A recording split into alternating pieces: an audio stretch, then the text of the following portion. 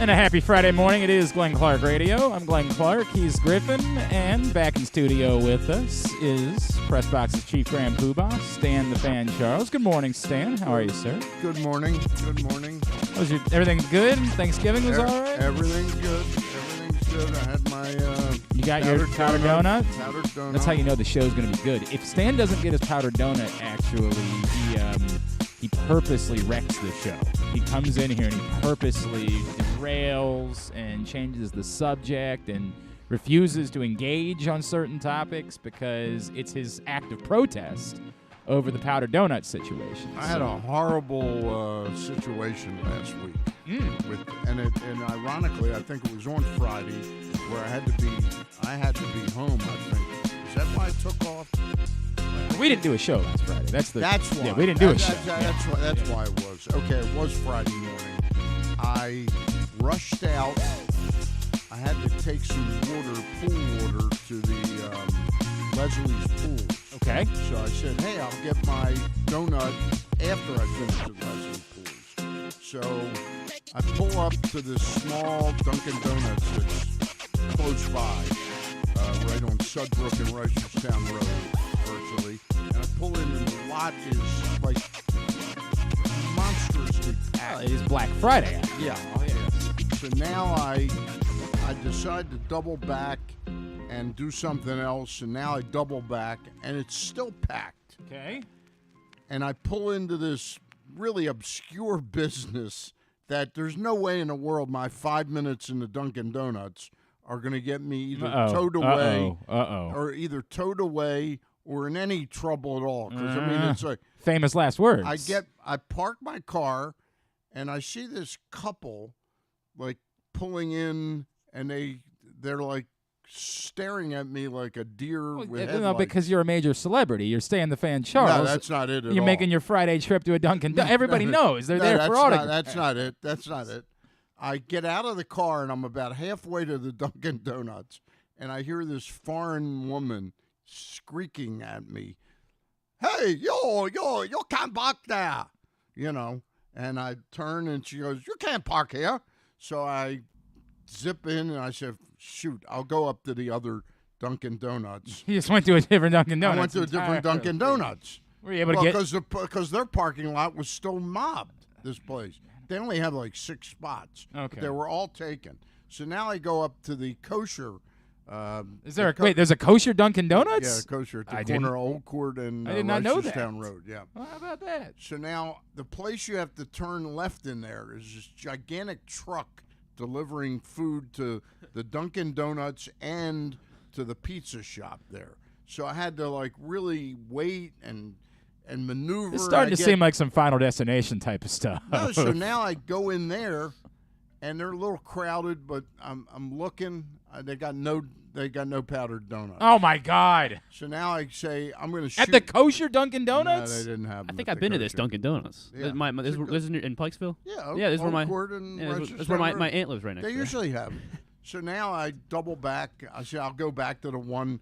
They're still mobbed. All right, so I appreciate your dedication. You're not, at no point do you say to yourself, it's just not meant to be today. Maybe I get myself a croissant or something like that. No. You are hell-bent on, I'm getting my powdered donut. I drove about 3 miles down Reisterstown Road near Northern Parkway to get my powdered donut. How long total? Total amount of time? About 25 minutes. That's 25 minutes more than I would be willing to put up with to get a powdered donut. I would. Well, I hadn't had one all week, And how? But do you normally only have them on Fridays, or do you normally get one? I'm now at the point because seriously, you and I both like to watch our weight. Yes, doing my best. Yeah, I used to do my best, but I'm back on the straight and narrow a little bit. I'm losing a little bit. I try now. It's my thing on Friday morning. So once a week, it's your Friday thing. Maybe okay, twice. So then I can understand that a little bit more. I could understand why there's only one Friday a week, right? Yep. Like you're realizing it's if I don't put the effort if I do it like on Saturday. Oh, it doesn't hit nearly the same. Does not hit at all the same as the Friday powdered donut. Everybody knows that. Yeah. How's the burn? The burn? I can medicine? taste the broccoli through that. Yeah. So far, I'm not sure. It's still early on, but I'm willing to try. Sulforaphanol sulforaphane gel. So sulforaphane gel. I talked about it the other day. from Brand Labs. I burned my hand a little bit pulling the turkey out of the oven on Thanksgiving. Pure laziness. It's all on me. It is not. It's time to get the turkey out of the oven. No problem. I had been up. I talked about it. I did the morning show on the radio station last Friday. I got no sleep. I was exhausted, and I just wanted to get the turkey out of the oven. So instead of taking the 12 seconds to put the oven mitt on to pull the turkey out of the oven, I just said, I'm going to go right ahead and do it. After all, I am a man. You were the chief-grand-pooh-bah of your house. Of the moment, yes. Yeah. Of the moment I was. So I go ahead, and in the process, I run my hand right across the side of the oven as I go to grab the turkey. Dummy. Big, stupid dummy. You idiot. It would have taken did you 10 seconds. Did you almost drop the turkey? Was the burn that bad, or you were? No, I don't think I did. I think I was annoyed. Oh, you know what? No. It's worse than that. I didn't get the turkey. I pulled I pulled my hand out, put the oven mitts on after I had already burned my hand. That's really good. And then grabbed the turkey. That's good timing. Big stupid over here. Anyway, so Stan this kindly is brought me the stuff. Yeah. See if he can't fix that up. Sulforaphane gel. As I said in college, I'm willing to try anything once. Seriously, I didn't do it as bad as you, but I have a habit in our oven of always just getting small burns. Nothing as the size of that. But I'd been given this sample to try. It's really for facial, like when you get like maybe a brown spot. Okay. If you rub it in, it's supposed to kind of make it disappear. I said, let me try this stuff. Maybe it'll work. And you say it works. I say it works. All right. Well, Stan the That's a fan more Charles. significant burn than. Now, what about that toothpaste that was supposed to protect me from COVID? What about that? That one didn't work out quite as well. Thanks a lot, Stan. Well, I heard the president talk about at the time. The president talk about Of course, bleach. you're going to believe that. Yeah. We're all sitting around injecting bleach into our arms, and it didn't work, believe it or not. Hey, PressBox is offering new sports bettors the best sign-up bonuses and promos from all 7 of Maryland's online sports books. Go to PressBoxOnline.com/offers right now and get offers like $100 in free bets from Barstool after placing your first $10 bet, or up to $1,500 in risk-free bets from Caesars. Time is limited. To get the best offers from all of the sports books, go to PressBoxOnline.com/offers and sign up today. It is a veritable maze of offers. So now. I'm trying now because I have my preferred book that I will use ultimately. Right. I have been moving a little bit of money trying to take the good offers from book to book. Right. See how I do, and then take that money and move it back to another book and see and ultimately I have the one that's going to be the one that I know that I'm going to settle on when it's all said and done, but because they don't pay me any money, I'm not going to tell you which one it is. But there's one that I think is the best of all of them so far. That's the one I'll end up using. A lot to do on the program today. In a few minutes, Eve Rosenbaum is going to join us, Assistant General Manager of the Baltimore Orioles. Of course, the winter meetings are next week out in San Diego. Stan and I apparently not going and shacking up for the week in San Diego. It was weird when we used to go to the winter meetings. We would actually share a bed. It was strange. I don't know why we chose to do that. And it wasn't even that we had to. The budget said we could have 2 beds. We just chose to share a bed at the winter meetings those years. Well, it's out in the open now with the calendar. That's true. Yeah. Everybody knows. Yeah, everybody knows knows just how comfortable we are. Yeah. I don't know if we're supposed to talk about it yet. I think we have to wait till next week to. Oh, really? Well, we're not going to show anybody because we want them to buy. I got some email about buying. Well, you could pre-order it for. Right. I feel like we were supposed to launch something. I next didn't mean we'd show it on. Yeah, the we're air. definitely not No, going to show you no, the picture no. because you have to buy But your calendar. You can pre-order a calendar. Nobody gets free tastes around here. You gotta. There's no samples around these parts. All the money, every dollar brought in, goes to the the Hamden Family Center. Center. It is a big deal for us. It is It's a big deal for us with the boys of Hamden Calendar. But we will talk to Eve Rosenbaum about what the Orioles might be doing next week out at the meetings. Later on this hour, Bo Smolka from PressBox will check in with us. We will preview Ravens-Broncos on Sunday. Later on in the program, Damion Lee, Calvert Hall alum. Of course, we're staring at Calvert Hall from our studio right now. NBA champion now with the Phoenix Suns after winning the title last year with the Warriors, and his brother-in-law, Steph Curry. Now he is with the Suns trying to deliver them their first ever NBA title this year. And if I'm guessing, he's going to be the one that makes the difference. That's going to be the guy. The rumor is that he went to play for the Suns so he could work a little with Chris Paul. Don't on a project. On a project. It was a wild night on Twitter last night, man. Wild night on Twitter last night. And we'll get you segment number 2 of the Tyus Bowser Show with special guest Marcus Williams as well. Stan, there's no chance that you happened to poke at the Maryland women's basketball game last night, is there? I saw the finale. Awesome. To it. Yeah. By the way, the entire game was awesome. Yeah, it was a good game. My favorite basketball games are the games where there's never enough separation that you have any feel for the game whatsoever. Right. This was the type of game where it was 2 possessions at most throughout the game. Maryland at Notre Dame last night in the ACC Big Ten Challenge. Notre Dame, the number 7 team in the country. They're really good. Maryland, who's got some good wins, but also, they got smacked around by South Carolina a couple weeks ago, which is not all that surprising. They're number 1, right? Yeah, I mean, that's not all that surprising. But, man, what a game that was last night. Diamond Miller is a star. Diamond Miller is really unbelievable. 30-point double-double last night, including the game-winning pull-up jumper, absolutely ice-cold. Kevin Durant was tweeting about it afterwards. Steph Curry was tweeting about it afterwards. It was number 1 on SportsCenter's top plays. Just an awesome basketball game last night, man. Was Ye West I don't believe I saw anything but I think he's now unfortunately unavailable for comment again. On Twitter. I can't imagine why. Why would they suspend that guy? Maybe he just started a new account under Ye West. Yeah, I don't. I'm. Boy, am I done with that. By the way, what a game we got tonight. Maryland. Yeah, big Maryland one. and Illinois. Yep. If you're in the neighborhood, so to speak, I'm sure there's some tickets still available. You decided to go. Yes, me and my brother. Thanks for inviting me. Do you want to go? We could. Well, we were talking about it yesterday. So there was a lot of complaints from the Maryland fan base this week about if you had gone on the ticket site, how many tickets were still available. And Maryland decided they were going to go through and slash all the ticket price. What did they end up costing you? It was about like $22. Yeah, $22. Yeah. They slashed the in order to try to fill the seats for tonight. They slashed all of the upper levels tickets down to about $20 to try to get the place packed tonight. It probably will work, won't it? Well, I mean, it clearly worked for young Griffin. I mean, what would those normally go, like 35? I was thinking earlier. I thought they were closer to 50. Yeah, it was like 40 to 50 for the cheapest. Yeah. So get in for $20. A nice night to go down. 9 o'clock, as we were saying. Look, 9 o'clock. Perfect time for me. For me, is no good any longer. It's not. Well, no. For me personally, it'd be fine. But with the kids, I couldn't take the kids to a 9 o'clock tip-off. Take them, but for if it was home, just putting them to bed. This is great for watching the game. I 100% on that. I'm saying for me, the guy that might. You would need it to be pouring rain for your wife to have wanted to go with you. Sit out in the miserable cold and hail and God.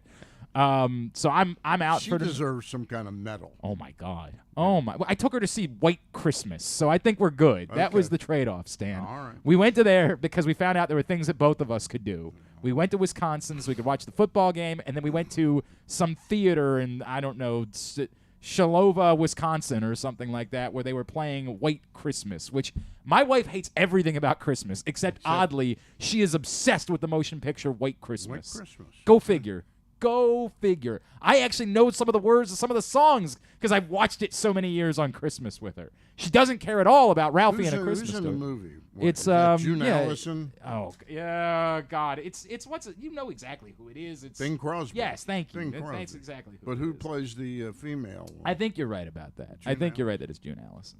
Oh my God! She was cute and perky. She was lovely. Yeah. I agree. She was quite lovely, but I don't understand her obsession with White Christmas. I've never in my life, and she's obsessed. Yeah.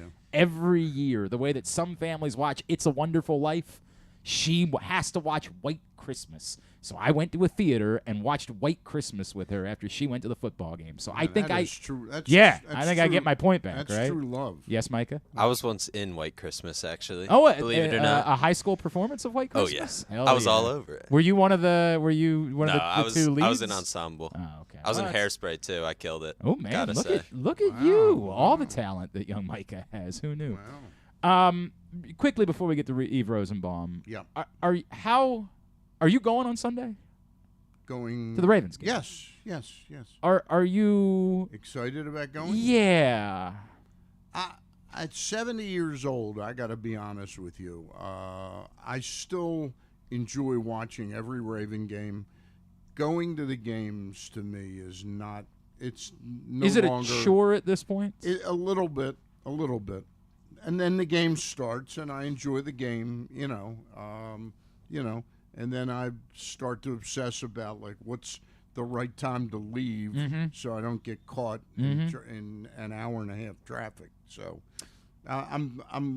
Is it at all impacted by, like, if they last week had beaten the Jaguars 27-10? Would you be more excited I'd about? I'd probably be a little bit more excited. Okay. There's no question about it. But I think the larger issue is that for a large portion of the fan base was 35 to 45 when the team moved here. Sure. These people are all 65 to 75 now, and it's a big difference. It really is. Of course it is. You still love the team. Doesn't mean you don't want to root for them. I don't root for empty seats to be there in my absence.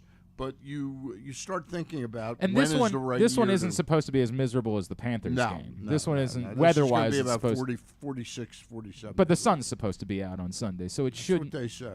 Correct. That's what they say. Correct. That's fair. So it's not supposed to That's be what as they bad. say. I felt around town this week, just the life kind of sucked out a little bit. Just a bit of a, now that being said, we had a great crowd for the Tyus Bowser show on Tuesday night. So, I don't know, maybe it's not as bad as I thought it was. It just felt like there was a lot of, and I think there'll be a pretty good crowd there. There's a large contingent of people that want to see Russell Wilson play. Is there? Where are those people exactly?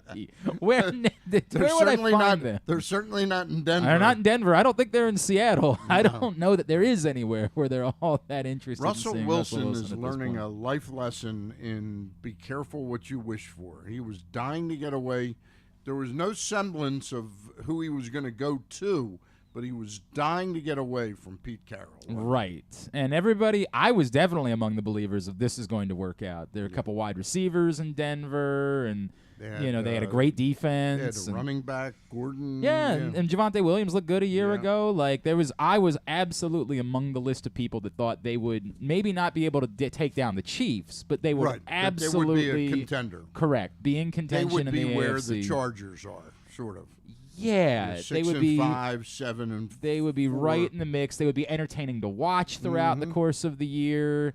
They don't even get the Sunday night game next week. I don't know why they wouldn't moved out. There are so many good games Sunday afternoon this week. Sunday is Indy at Dallas. Right? Yeah, that's the Sunday night game, which stinks. Stinks on ice. Terrible game. Awful, wretched, back-to-back weeks of the Colts. It's an opportunity, a money-making opportunity. Yeah, if you stay in the fan and believe the Cowboys can handle a large number against the Colts. I think they can. I think it's possible, but I am shaken by their miserable ability. They couldn't finish off the deal on Thanksgiving. Yeah. They just gave up. They didn't even try to get the cover on Thanksgiving, which is shameful on their part. Really embarrassing on the Cowboys' part. They weren't able to get the cover on Thanksgiving. So I'm a little bit shaken by that when it comes to talking about the Cowboys covering on Sunday night. But yeah, you get on Sunday afternoon at the same time as the Chiefs-Bengals game, which is the national TV game, Dolphins-49ers, and then Eagles-Titans earlier in the day. All of these might be good Sunday night football games, but instead we get Cowboys-Colts, a thriller. Today's show brought to you by the all-new Ginsu Kamado Grill. You can save $100 right now when you order your Ginsu Kamado Grill by using the code TAILGATE at ginsugrills.com. The Ginsu Kamado Grill is the perfect ceramic tailgate or home grill for grilling, baking, smoking, and searing all kinds of food. Again, ginsugrills.com is the website. Use the code TAILGATE to save $100. Joining us now, the Major League Baseball winter meetings get underway on Sunday out in San Diego. Before that happens, it's a pleasure to be joined once again here on the program by the Assistant General Manager of the Baltimore Orioles. She is Eve Rosenbaum, and she's back with us here on GCR. Eve, it's Glenn. Stan the Fan Charles is with me this Friday. Thank you so much for taking a couple of minutes for us this morning. Yeah, hey guys, thanks for having me. It's great to chat with you, Eve. First of all, when you're out in San Diego next week, do you get any time at all to like enjoy being in San Diego, or are you pent up inside the resort hotel for literally every minute of every day? We get a little bit of time to enjoy being in San Diego. Last time we were there, it actually was not like super warm, so it wasn't as exciting, but yeah, there's a whole lot of waiting around inside. But every now and then we can go outside and get some fresh air. I remember Stan and I used to go do the show from the winter meetings every year. I remember the year we were in Nashville. I kept being like, man, at some point I would like to go see Nashville, but you're just you can't leave. Right. You just can't leave. There's always something going on. Eve, I'm old enough that I was at the San Diego winter meetings where there was actually snow during this. Oh, yeah. Really? Yep. Unbelievable. It pretty much ruined San Diego for me, I think. I mean, I'm not going to say I'm not going to say it lasted very long, but there were snowflakes.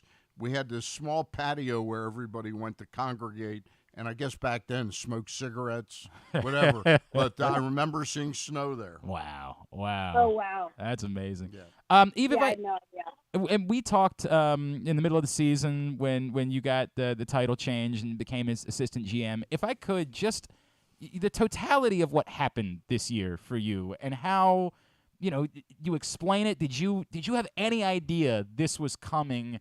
Was it secretly for you like, hey, we knew we had a chance to maybe move up a little bit quicker in this process than everyone else realized? I think it was a little bit of both. On the one hand, we thought in spring training that our guys looked really good, that they looked really healthy, really fit, that we had some really good athletes who just hadn't put it all together yet. So we knew that we were better than people were projecting us to be. But then at the same time, we were very pleasantly surprised by how well the team played this year. So, we had guys like Mateo and Santander really step up and show us their skills this year. But then, there was a little bit of something extra, whether it was Adley coming up and getting the team, hot and ready, or whether it was the veterans with Lyles and Chirinos and Odor, just sort of teaching the young guys how to be big leaguers, whatever it was, there was a little something extra that we were not expecting this year. Speaking about a little bit extra, everybody in town knows that the club played its best baseball when Jorge Mateo was playing his best baseball. I mean, that was the period where they won 10 in a row, and it just seemed like this guy was a superstar. I mean, when he's on, he's like sort of like watching a Ricky Henderson. There's no question about it. But at the end of the year, his on-base percentage ended up 269. Is there something the club can do to help him? I know at the end of the day, it's got to be him. Can he get that up to a much more acceptable level? And I'm talking not like 315. I'm talking even 300. Oh, yeah, definitely. There's always things we can do to help the players out, and there's always things that the players are working on. We had our hitting coaches in and Hyde in. We had them all in for some hitting meetings at the beginning of this week, all up in Camden Yards. We spent 2 full days together just talking about our hitting philosophy for next year, some new routines that we're going to do. We went through each player, went through what they're working on. And Mateo was definitely one of the guys who we talked through. And with him, like a lot of our players who are getting their on-base percentage up, it's just about making better swing decisions. So it's, in some ways it's kind of simple. It's, swing at strikes, only swing at pitches that you can really drive. So we have some guys, Mateo included, who like to expand the strike zone, and they end up chasing and swinging at balls, especially with 2 strikes. And we just want to try to tell them to, hey, sit back, be patient. You were really good at only swinging at strikes in the cage. Take that out to the game. And especially with Mateo, we really want to drive home, hey, if you don't chase and then you draw a walk, that's as good as a double, pretty much. Yeah. So it's just all about, continuing to drill them and practice, only swing at pitches in this small area and take it out to the game. Just take a deep breath when you get out there, and you're going to be fine. As someone that growing up wanted to be a Major League Baseball player. And came so close. I came so close in the Pikesville Little League. But seriously, frustrated athlete, we watch, and that all sounds so easy. How much is that complicated by how many innings are now pitched by relievers that throw 97 to 100 miles an hour, where Mateo, 2 of his bats out of 4 might come against pitchers that he hasn't seen that much and are throwing that fast. Yeah, it's definitely a new reality of the game. And I do think, the pitching has gotten a bit ahead of the hitting, which has caused MLB to, make some of these rule changes and crack down on the sticky stuff and all these things we've seen over the previous years to try and get it more back to a level playing field between the hitters and the pitchers.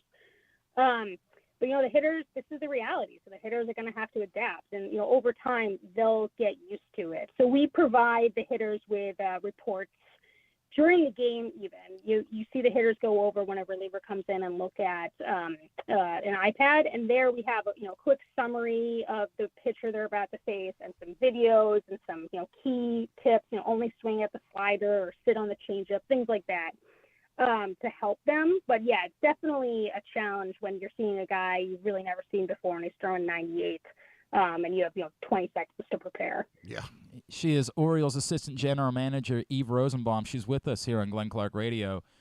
Eve, we're working on our annual Best Of issue here at PressBox, and we do the best quotes of the year as part of that. And the one that was at the top of the list, of course, is the one the entire fan base is tied to, which was when Mike, sat down and said, "It's liftoff from here." And it has sort of shaped everything about the way the fan base kind of views this offseason. I'm wondering if internally that was as significant to you guys as it was to everybody else, or if it was more like Mike just kind of making a kind of a flip comment, just, hey, we're heading in the right direction. And if there's any danger here that like there's a fan base that is expecting, hearing liftoff and thinking that means you guys are going to go out and spend $1 billion on baseball players, and that might not quite be where the team is yet at the moment. Yeah, it's a good question. So, when Mike said that, I don't think he had that line planned. I'm pretty sure he just sort of improv'd it. I don't think he was sitting there, crafting exactly what he was going to say. But once he said it, yeah, we definitely saw how it caught on with the media and it caught on with the fan base. And, internally, I don't think we had said, oh, it's liftoff. This is liftoff time. But we definitely felt what was going on with the team. All of a sudden there was this switch sometime probably in late June, early July is when I remember it for me, just going like, oh, this is for real. We're actually, we're good and we're winning and teams are scared of us and we're in the news and the Yankees, they don't want to play us. And all of a sudden, myself included in the whole front office, I think just like the fans, like all of a sudden we were on the edge of our seats for every single game. We were living and dying with every pitch. And it was definitely different than how it had been before because, when the team is losing, especially when the team's losing 100 games a season, it's just as depressing for us in the front office as it is for the fans. And it's definitely a sour mood in the clubhouse, and we feel that in the front office. So to be so used to that feeling of just being, kind of down whenever the team loses, to all of a sudden, we can have a winning season. We might make the playoffs. It was just incredible turnaround, and it was so exciting, and we were just like living and dying with everything, and we love seeing the fans come out to the field. So we definitely felt it in the front office. Eve, that being said, we've heard from Jim Bowden and Ken Rosenthal and people that are even more plugged in than Stan and I, believe it or not, that you guys have been swimming in the waters of the top free agents, that have been checking in with some of the biggest free agents. I don't know where this is between liftoff and practicality, but should there be reason for this fan base to expect that the Orioles are going to be doing some business this offseason? Yeah, so we're definitely going to be doing something, to improve the team in ways that we haven't done in the past, spending some more money, going after some bigger fish. I don't know exactly where that's going to land. I don't think anyone knows exactly where that's going to land because you have to outbid other teams. Right. And we have our eye on certain players who we think we can help improve more than other teams could help them improve, or certain players who are going to fit better in our ballpark, where it's easier to drive the ball out to right field than it is to drive the ball out to left field now because of the wall. So we have our eye on certain players who we think are really going to supplement our team. But to be fair, I don't think fans should expect that all of a sudden we're going to go spend the same money that the Dodgers and the Yankees are going to spend. That's just not the reality of our team. So I think people, whether it's the fans or the front office, we are definitely going to dip our toe into these bigger free agent waters, but we're not going to go crazy. So I think that's the way to know that we're taking a big step. We are very serious about competing and getting into the playoffs in 2023. That is the main goal that's driving everything that we're doing. But to your earlier question, we're not going to go out and spend $1 billion. We are going to try and be practical and realistic. Eve, one of the things that was interesting, and it was unsolicited from Mike Elias at his end of the year presser, was the fact that, hey, we really want to get more fans out next year. Not that Mike ever didn't want fans there, Right. but with the pandemic and the rebuild, I think he was pretty practical that this is going to be a rough time to get fans out. The other day, I just noticed that thing where the BAM, the last 15% of BAM, Major League Baseball, sold it to Disney for $900 million. Now, if I rounding it off, I mean, there's 30 teams. That's like about $30 million. That math works. You know, that maths. And that's only for the last 15%. Are there revenue streams, and I'm not asking you to give me a line items and everything, but are there streams of revenue that the average fan doesn't kind of know about or think about that are there that do allow you to spend a little something? Yeah, that's a good question. Honestly, I don't really know because I'm so busy. Mike and Sig and everyone, we're so busy on the baseball side, just pouring over the baseball players. And we've been doing a ton of free agent meetings. To your last question, we're doing a ton of free agent meetings and trying to woo some of these bigger fish to come play for us. That's what we're focused on, and we leave some of that other stuff up to the business side in terms of the new revenue streams. So I don't really know. I saw that article about Disney buying the rest of BAM. I just saw it yesterday, and honestly, I was like, oh, I didn't know that was happening. Yeah. So I don't really know. But absolutely, we want as many fans coming to games as possible, and I know that our PR and our community relations and our ticket sales and everyone are coming up with everything they possibly can to attract fans to the ballpark. And I'm just curious if the personnel department, Mike, Sig, and yourself and the rest of the staff, do they feel a little, not pressure, but like, hey, this next step at bringing fans back out there is on us to do something to capture their imagination during the off season? Yeah, well, I think the number one thing that gets fans out to the ballpark is winning. Yeah. But it's not just winning in one season. Yep. It's being a consistent winner and showing the fan base, hey, we're here to stay. This isn't a flash in the pan. And that absolutely is driving everything that we're doing. We don't want to just get close to making the playoffs in 2022 and then get close to making the playoffs in 2023. We want to be in the playoffs in 23. We want to be in the playoffs in 24. We want to be in the playoffs in 25. And we want fans to come along for that journey. So absolutely, we know, we've got to win. And that is driving what we're doing this offseason in terms of going out and signing free agents and trying to make opportune trades. Everything is about winning and competing and getting into the playoffs. She is Eve Rosenbaum. Just another minute or two with her here on GCR. Eve, if I could, I have brought up a lot, and I know this is not easy to do, right? Like, you can't just say, well, we're going to go give money to an arbitration-eligible player in the future because we want to. Like, it takes two to tango. But, boy, it's something that I feel like would electrify this fan base to see one of your own and the club sort of saying, we're going to do something that this club hasn't done in the past, and we're going to plant the flag and say you can count on this player being here for a long time. Has that been a priority for you guys? Obviously, there are some candidates that would jump off the page, Adley, Gunner, guys like that. Has that been something that has been a priority for you all to say, hey, we want to make sure we keep these guys here beyond what we have as far as control? Yeah, it's absolutely something that we are looking into and that we talk about internally and that we then talk to players and agents about. It's absolutely something that's on the table. We have a really, really smart group of analysts and a baseball strategy team that's, really good at coming up with projections and coming up with good valuations for players. And we're sort of constantly looking at what could we do with players, whether it's in a pre-arb extension, a long-term extension, whether it's signing a free agent to a longer-term contract, whether it's an opportune trade. We sort of have everything on the board. And when I say it's on the board, I really do mean we have these cool digital boards. It's kind of like a magnet board back in the day, but now it's digital. It's sort of like, here's our press list of players. Here's the type of contract we think they're going to get. Here's what we're going to offer them.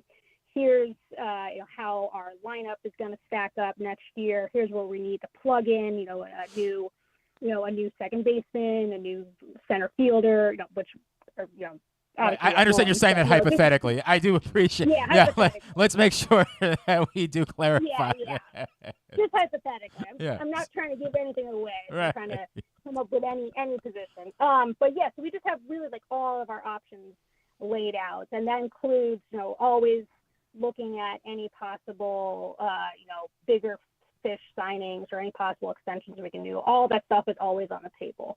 How exactly things are going to pan out, I don't know, because there's a lot of factors that go into whether or not a successful deal happens. But I think as the team starts to win and as the fans come back, we have players who literally are saying, like, man, this was so fun. This is the most fun I've had in a season. Like, I want to be here. And so as the team wins and as the fans get more excited and people are wearing their Orioles gear around town, that I think is motivating the players to say, like, hey, this is a place I want to be long term. So all of that is on the table, but I don't know how anything is going to shake out. That's why we play the games. That's why we have the conversations. Eva, last thing for me is kind of a two-pronged question. Was the club shocked at how much money Zach Eflin got yesterday from the Tampa Bay Rays? And sort of larger thing, are there a lot of fans are focused on free agents. Are there trade discussions that you might be able to say that are more than lukewarm? In terms of Zach Eflin, I don't think that we were shocked. We know that free agents, they have earned the right to being free agency, and those players who have been in Major League Baseball for more than 6 years, like, they're really good players. And teams are going to compete for them, and especially pitching, just to get reliable pitching, that is incredibly valuable. So I don't think we were shocked. Those guys deserve the contracts that they're getting, and these are the realities of the market. Yeah. And, we know that if we're going to compete in this market, we're going to have to step up. So no, we weren't shocked about that. And then what was the second part of that question? Second part was, do you feel that a lot of fans are focused on free agents, especially in the pitching world? Yeah. Is there as much a possibility of a free agent pickup as there is a trade that you're discussing now? Yeah, so trades are kind of funny. Trades are a lot of kind of like the winter meetings. It's a whole lot of like hurry up and wait. Because we have these conversations with teams, and it's like no one wants to say anything first, and you're sort of like talking in circles. And a lot of times you have all these conversations and you get really close to a deal, and then for some reason it just doesn't happen. So I don't know if a big trade is going to happen, but we are 100% talking to all the other 29 clubs. We at the beginning of every offseason, we call every other team and we exchange notes. We say, like, hey, here's what we're looking to do. Hey, here are the guys on your team who we've targeted. What are you guys seeing with us? And so all of that stuff is on the table. I don't know what will happen because it's such a dynamic offseason, not just for us, but for every other team. But all that stuff is on the table. Eve Rosenbaum, are we more likely to find you at a fish taco stand or at an In-N-Out burger if you do get a couple minutes in San Diego next week? Definitely an In-N-Out burger, having my Neapolitan shake in hand. Love it. Love it. Eve Rosenbaum, appreciate the time. Thank you. Enjoy the trip. Thank you for spending a couple minutes with us this morning. Yeah, thanks for having me. Eve Rosenbaum, Assistant GM of the Baltimore Orioles. Appreciate her hopping on. We are very serious about competing and getting into the playoffs in 2023 is a pretty direct thing to say. That stood out to me in that conversation. Of course, it doesn't guarantee anything, and obviously there's a lot of work to be done in order to get there, but that is a very direct statement to make by the club in terms of having a conversation like this. Do you think anything of significance actually happens over the course of the next 10 days? Over the next 10 days, Yes. that would be including a couple days post-meeting. Correct.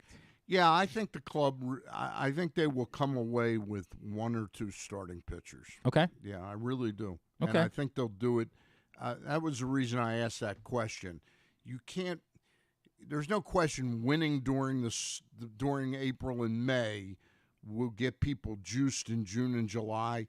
And I don't know if the club any longer, and this is not just the Orioles, the industry worries about pre-sale the way it used to 20 years ago, 10 years ago. Yep. But I think they need to do something. They know they need to do something to energize the fan base, to get them talking. Well, in the holiday time, again, to your point, like it used to be, you try to get people to give the gift of Orioles tickets for the holidays or something. The season ticket holder makes his decision that, hey, in the old days, it used to be easy because we were always competitive back in the 70s and 80s. I understand that. It'll be interesting to see how the next week plays out.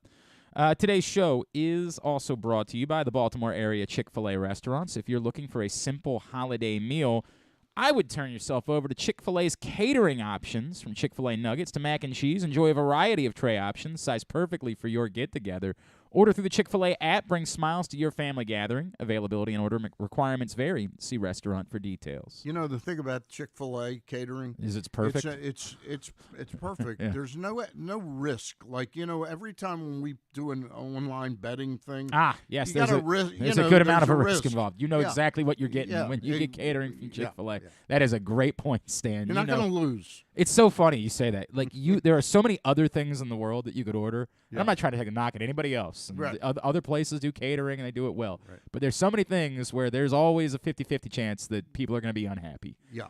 No matter what the group, you could be getting together the wealthiest people you know. Right. If there's those little chicken bites, you're good. You're good. Oh, they got those. You're good. Smiles. Everybody's happy. Yeah. That's the way it goes.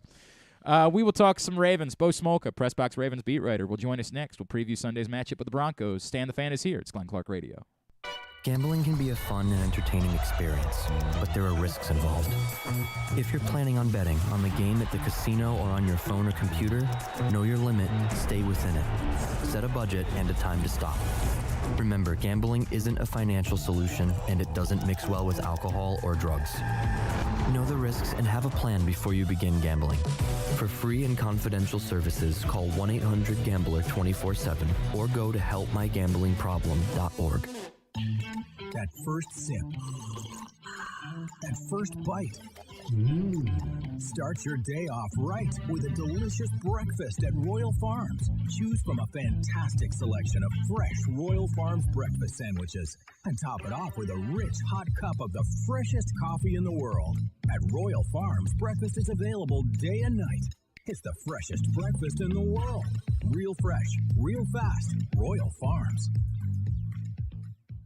What's up, everyone? This is Tyus Bowser, and I'm excited to tell you that I'm back for Season 2 of the Tyus Bowser Show in partnership with PressBox and Great Ace Memorabilia. Join us on Tuesday nights throughout the season as I'll be heading all over town with my special guests, and of course, our co-hosts, Glenn and Rita. Or is it Rita and Glenn? What is it? I look forward to meeting you guys and talking a little bit about football and a lot about life. And if you happen to miss the show, you can now catch a replay Friday nights on 105.7 The Fan. Get all of your details for the Tyus Bowser Show right now at PressBoxOnline.com/Bowser. The next Tyus Bowser Show is Tuesday, December 13th at the Hamilton Sports Bar and Grill, 5506 Harford Road. It's brought to you by Maryland Vascular Specialists and the all-new Ginsu Kamado Grill.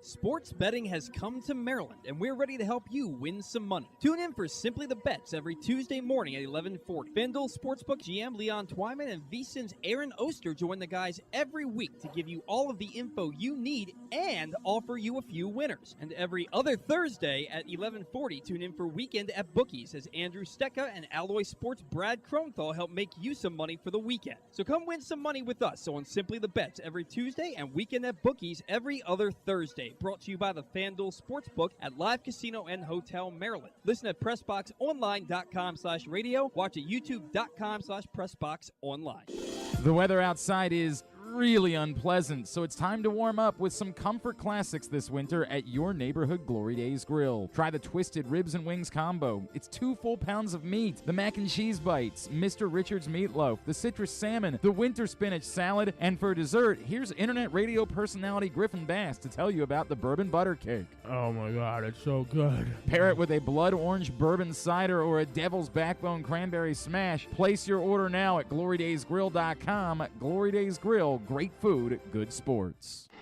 Check out Jeremy Kahn's daily picks at PressBoxOnline.com as he tries to find you daily winners. And speaking of winners, here's a man who once won a media curling contest, and I don't think anything else. He's Glenn Clark. Stan the Fan Charles is in studio with us for a Friday edition of the program. Stan, you had a couple of shows already this week yourself. Actually, apologies to everybody. We ended up canceling last night's Zoom. All right. Our guest, we had a problem, and then Gary Stein needed to do something work-related, so we didn't end up doing a Zoom last night. Well, but you had Jim Palmer in the week, and I think that more than makes up for it. Yeah. I think that covers you. Monday night, Ross and Luke Jackson and I are going to do like sort of a round table on what the Orioles are trying to accomplish, any new news and rumors and all that, because asking a writer to come on, for 25, 30 minutes. It changes. They go, well, that's the time that Micah's having his presser. Right. And, you don't want to do that. So next Thursday, we will have the guest that canceled last night because he didn't read his schedule, Tom Strickler of Steve Keller National Basketball Report Scouting Combine will join us, talk about the job that Kevin Willard's doing, not coaching X's and O's, but putting the team together and how hard he works at the recruiting end of things. All right. Yeah. So if you missed Stan, Ross, and Jim Palmer on Monday night, find it facebook.com/PressBoxSports. Click on the videos tab, youtube.com/PressBoxOnline, or PressBoxOnline.com/video. Thank you for plugging that. Absolutely. Yep. All right, it is Friday. We catch up with Bo Smolka, PressBox Ravens beat writer, every Friday here on GCR. Good morning, Bo. How are you? I'm good, thank you. How are you? Everything is all right. A couple of things, obviously, that jump out this week before we get into maybe what happened last week and where the Ravens are on the whole. I guess because Lamar Jackson practiced yesterday, there's no concern about him leaving early on Wednesday. Like, all's good there, correct? I would assume so. We'll see in about 25 minutes when they take the field again. But, yeah, he was out there on Wednesday, and then he was scheduled to meet with the media after practice, and then they said he had left practice and was in the training room and was not available to reporters. And so it came out later then that he had this quad injury. And then yesterday he practiced fully. It seems to me he's okay. We're still waiting to hear from him, which is interesting because a lot of people want to find out, talk to him in light of what happened at the end of the game last week and his tweet. So he hasn't yet spoken about it, and we are hoping to speak to him today about it. We were told on Wednesday that he would be available either Thursday or Friday, and Thursday it didn't happen, so here we are, it's Friday. Perhaps, I want to say more significantly, but if we're assuming that everything's fine with Lamar Jackson, the most significant thing maybe on the table would be Ronnie Stanley, who, again, has practiced this week. I know this is always trepidation whenever we talk about Ronnie Stanley any longer, but do we assume that means that it's moving towards it's looking good for him to play on Sunday? Yeah, again, I think we'll know better today, but he was out there on Wednesday and practiced for like 10 minutes, and then he went in. And of course, he didn't play last week. And then I wasn't out at the field yesterday, but my understanding he was. And so we'll see. I think they're going to be cautious with him, though, because, the last thing they need is him, on the shelf for 6 more games. The tricky thing with that is Patrick McCary and Daniel Falele, and there seems to be some sort of illness going through the offensive line room right now. Yeah. And so they've both missed time this week with illness. So, that doesn't help. McCary was out there yesterday, but it certainly doesn't help. It doesn't sound like they're going to have everybody at 100% no matter what this week. So the Lamar Jackson quad thing, could leaving training, practice early, could that have been an avoidance of the media? Just make it easier. Well, he can't talk today. He left because of an injury or something like that. I mean, there was definitely a feeling among people there that might be what was going on, that he just didn't feel like talking. So he was in the training room getting treatment, which is convenient. Yep. It's hard to say, right? And I don't think that, I don't think anyone really is pleased with the fact that there's been no public statement or anything from him since that happened. He's not obligated to do it, certainly, but I think it would be a good look. And so we'll see if it happens today. But, yeah, there was definitely some thought that might be what was going on that day. It does set up for potentially, like, if for some reason you get through the entire week, like, it's not going to go away, and it seems like it's even more awkward to bring it up after a game on Sunday, and it's not going to – I don't know. It just feels like it would be smart for everybody involved to just get it over with already. Yeah. I agree with that. We honestly thought on Wednesday that the smart thing would have been for Jackson to start his press conference just by making some statement, and then it's probably done. Sure. But now everyone wants to hear from him. Everyone's still waiting to hear from him, and I don't know if it was avoidance. Maybe he did hurt his quad. Right. I'm not going to say that. I'm not sure, but it's still been very kind of interesting, and it's a problem that is. You're right. It's not going to go away. People want to hear from him on this, and so whether it's today or whether it's Sunday or whenever it's going to be, it does get more awkward, but it doesn't change the fact that people want to hear from him on this. Bo Smolka, PressBox Ravens beat writer with us here on GCR. Bo, one of the big topics yesterday, and I know you said you weren't out there yesterday, but Greg Roman met with the media, and it was brought up, and it's something that I've been talking about on the show. I had been told directly by someone earlier in the season that a lot of the play clock things were purposeful. They were deliberate. It was, we want to own time of possession. Time of possession is the thing that we value the most.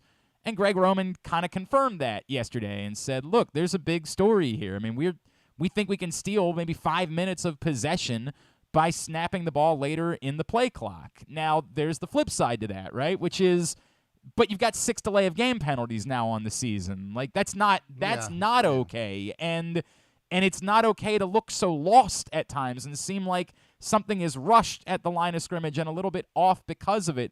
How do you measure the two things where whether people want to believe it or not, I have been told directly that is definitely part of the story, that is not just him trying to make something up because of how things are going, that for weeks they have been thinking about the time of possession thing versus, but it has looked a mess a lot this season. I mean, that may be their theory, but that, to me, if that's what their plan is, that's their right to do it that way. But when I see Lamar Jackson clapping and clapping and clapping, hurrying to try to get the snap off, that's not a comfort level that they have. And I think they do get out of rhythm. So whether they want to snap it with, and frankly, they were lucky they didn't get like 5 delay of game penalties in the game on Sunday. They were so close so many times. In fact, they nearly had back-to-back delay of games in the red zone. I mean, that may be, I get the theory. If we have the ball for 5 minutes, they don't have the ball at all. And I think he called it a treasure.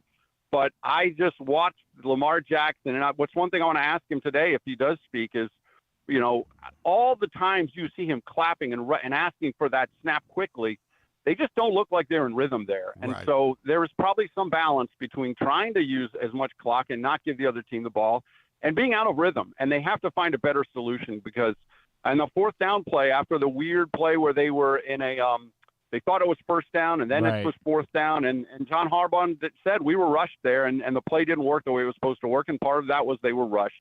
And there was some confusion there because they thought it was first and it wasn't. But a lot of times when they're getting down on that play clock, they look out of rhythm. So there is something there beyond just we're trying to use more clock and hold the ball. Bo, I'll throw it at you this way. I've never criticized the coach, Greg Roman.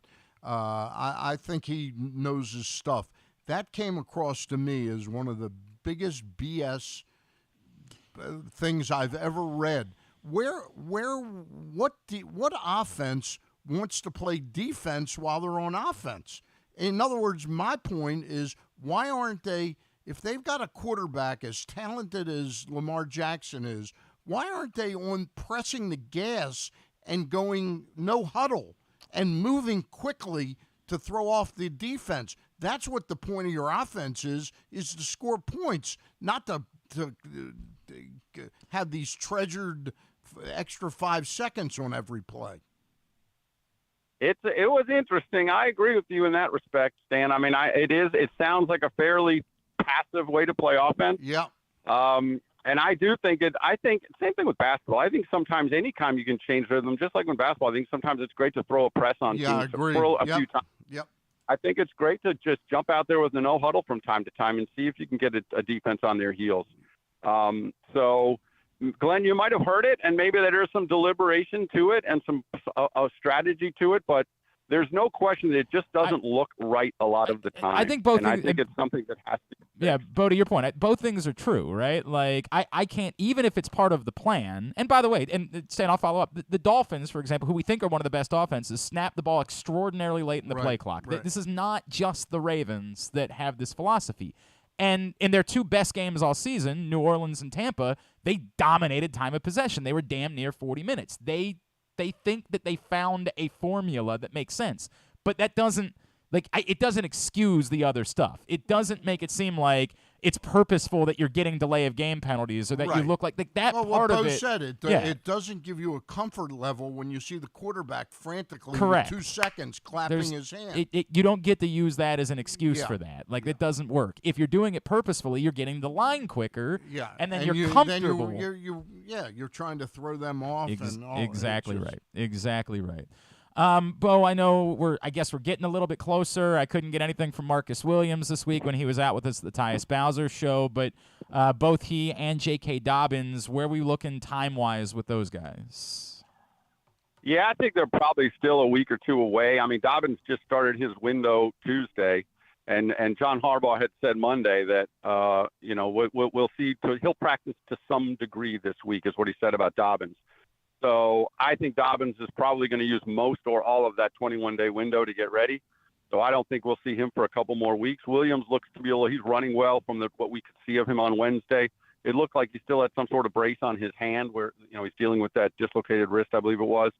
But he's getting closer. I think he's probably back a week earlier than Dobbins, but I'd be surprised if it's this week. And anything on David Ojabo at all? Like, it's just so confusing. Yeah, I mean, John Harbaugh has kept stressing that he and Kolar, the other rookie tight end who's been on IR and is practicing now, he keeps stressing about how little practice time they'd had at the pro level, right? Especially Ojabo hadn't done anything all training camp. Kolar was out there a little bit, but so I just feel like they see them both needing a few more reps or whatever to get ready. I mean, I thought Ojabo would be on the field by Thanksgiving or roughly thereabouts, and we're roughly thereabouts and a little bit longer. Maybe. So I wouldn't be surprised to see him this week, but I'm with you. I keep thinking it's going to happen. Maybe Coach Harbaugh thinks it's this treasure that they're protecting them. Stan really didn't like treasure. Stan is not okay with Greg Roman using the word treasure. We're going to talk about. Well, we'll see. I mean, if Greg Roman's been rumored for the Stanford situation, so we'll see what happens with that. Right. I mean, the Stanford thing is interesting to me because I've heard people say, well, Stanford will wait until Roman will wait until after the NFL season. Stanford's not going to want that, and Stanford has no loyalty to the Ravens to wait on the Ravens season. Stanford wants to get a coach in there. Yeah. So it's interesting. Early signing day is in a few weeks. They're going to be recruiting this time of year, so I don't see Stanford sitting around saying, "Yeah, we can." You know what? We'll wait to see how long. No, that's not Stanford's problem. So I don't know if it'll happen. And John Harbaugh said Roman and Stanford talks were very preliminary, and I think that's probably true. But it is interesting that he's in the mix there. He had great success there with Jim Harbaugh, so that's why he's in the mix there. But it definitely raised some eyebrows and got people talking to hear that Greg Roman is in the mix at Stanford. It's potentially a massive story. We just we kind of got to wait and let that play out and see how it goes. If you only have a couple more days, frankly, at this point, weeks really, to pick up this print issue of PressBox, and Bo inside wrote about Devin Duvernay. You can find it at your neighborhood Royal Farms, any of the hundreds of locations around town where you find PressBox, or read all about it, PressBoxOnline.com. Bo, you want to plug the podcast? Sure. Daniel Wilcox, former Ravens tight end, and I have a weekly podcast on the Believe Network, BLEAV. Wilcox was really good this week. He talked about Lamar Jackson and the kind of dangers of being on social media. It wasn't something he had to deal with as a player when he played. but he had a lot to say about Lamar Jackson and social media. He had a lot to say about Greg Roman, and he had a very interesting concept on our podcast where he thought maybe Greg Roman and Lamar Jackson have kind of taken it as far as they can take it together. But we'll see. I mean, Wilcox has been a little bit critical of this Ravens coaching. He thinks they should be better than 7-4, and he pins it on coaching. But Wilcox is a really astute observer of the game. So we have a podcast up there now on the Believe Network, BLEAV. Just search for the Ravens podcast. Bo Smolka at @BSmolka on Twitter is how you follow him. As always, PressBoxOnline.com to see his stuff. Appreciate you, sir. We'll talk to you next Friday, all right? All right, thank you. Take care. That's Bo Smolka, PressBox Ravens beat writer. We'll talk a little bit more about Greg Roman's treasure. And then I want to get into Sunday night is the announcement of the Hall of Fame, the baseball Today's Committee. Is that what are they calling this era? Today's Era Committee. Today's Era. Yeah, committee. I want to talk about that as well and sort of dive into a little bit of that when we come back in. Hey, gambling can be fun, but you should set a limit and stay within it. And remember, if you or a loved one has a gambling problem, call 1-800-GAMBLER 24/7 or go to helpmygamblingproblem.org for free confidential services. This is Glenn Clark Radio. Looking for a simple holiday meal? Try Chick-fil-A catering. From Chick-fil-A nuggets to mac and cheese, enjoy a variety of tray options sized perfectly for your get-together. Order through the Chick-fil-A app and bring smiles to your family gathering. Availability and order requirements vary. See restaurant for details. UMBC basketball is back at Chesapeake Employers Insurance Arena, and tickets are available now at umbcretrievers.com. Don't miss any of the great early season matchups as the men take on local rivals Morgan State on December 10th, and the women square off with American on December 18th. And on New Year's Day, a rematch of last year's America East Championship game when the men welcome Vermont to the Peak. Experience the excitement of game day by getting your tickets right now to come see the Retrievers at Chesapeake Employers Insurance Arena. Lock yours in at umbcretrievers.com. Come experience Maryland's #1 sportsbook this NFL season at the FanDuel Sportsbook at Live Casino and Hotel, the ultimate place for any sports enthusiast. Take advantage of our 24/7 kiosks, massive video screens, and watch all the action from the best seat in the house. With more money paid out than anyone around, make every moment more at the new FanDuel Sportsbook at Live Casino and Hotel in Hanover, Maryland. Please play responsibly. Gambling problem? Please call 1-800-GAMBLER or visit mdgamblinghelp.org. The Baltimore County Police Department is hiring. Entry-level officers start at close to $59,000 a year with a $10,000 bonus. Some restrictions apply. Plus a great retirement plan, medical, dental, and vision insurance, advancement to specialized units, tuition reimbursement, 15 sick days earned per calendar year, and even further incentives for military members and veterans. If you have a passion for service and want a career for life, visit joinbaltimorecountypd.com or call 410-887-5542. You must be a United States citizen, possess a valid driver's license, and have a high school diploma or GED equivalent. The Baltimore County Police Department is an equal opportunity employer. Make the most out of every day in your Toyota RAV4. Available in hybrid or gas-only models. A RAV4 can get you where you want to go in style. Check out buyatoyota.com for deals on new RAV4s from your local Toyota dealer today. The latest edition of PressBox is available now. On the cover, New Maryland basketball coach Kevin Willard sits down with Stan Charles and Glenn Clark to discuss the situation he inherited in College Park and how he plans to get the program turned around. Also, inside, we introduce you to men's and women's college basketball players from all of the teams in the area. And Bo Smolka profiles Ravens receiver Devin Duvernay. PressBox is available for free at over 500 area locations, including 60 Royal Farm stores, and you can always find the entire edition as well as the best daily coverage of the Orioles, Ravens, and Terps at PressBoxOnline.com.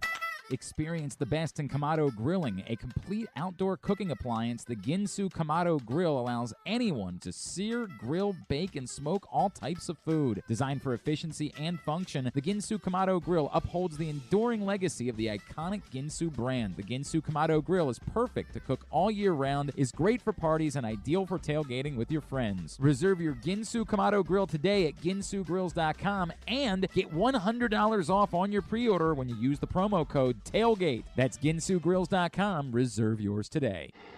Join Glenn at halftime of every Ravens game for the Project Game Day halftime show at facebook.com/PressBoxSports.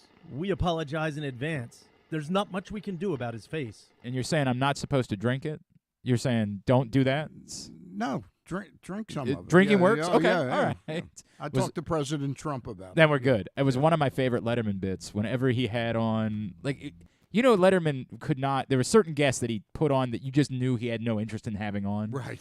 And I remember one of them very specifically was Paris Hilton. Like, he just had no interest whatsoever.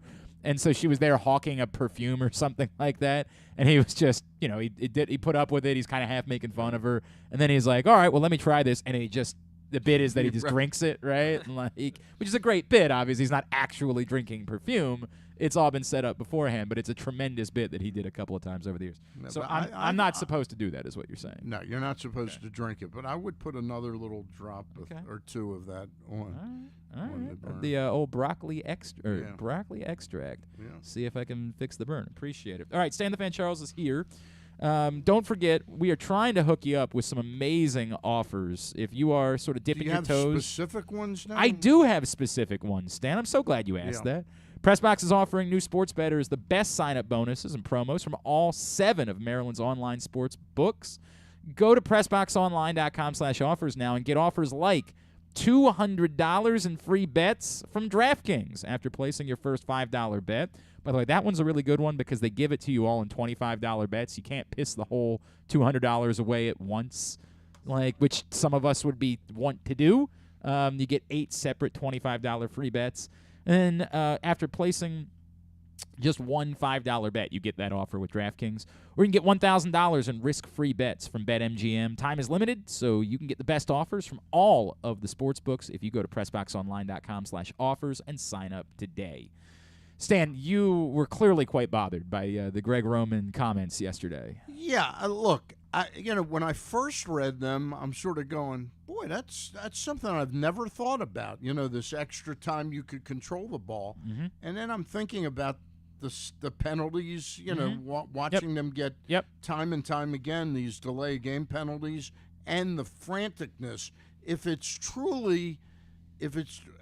What I don't understand is I've heard just the opposite, is that they're getting the play calls in late, which is why they get up to the line so late.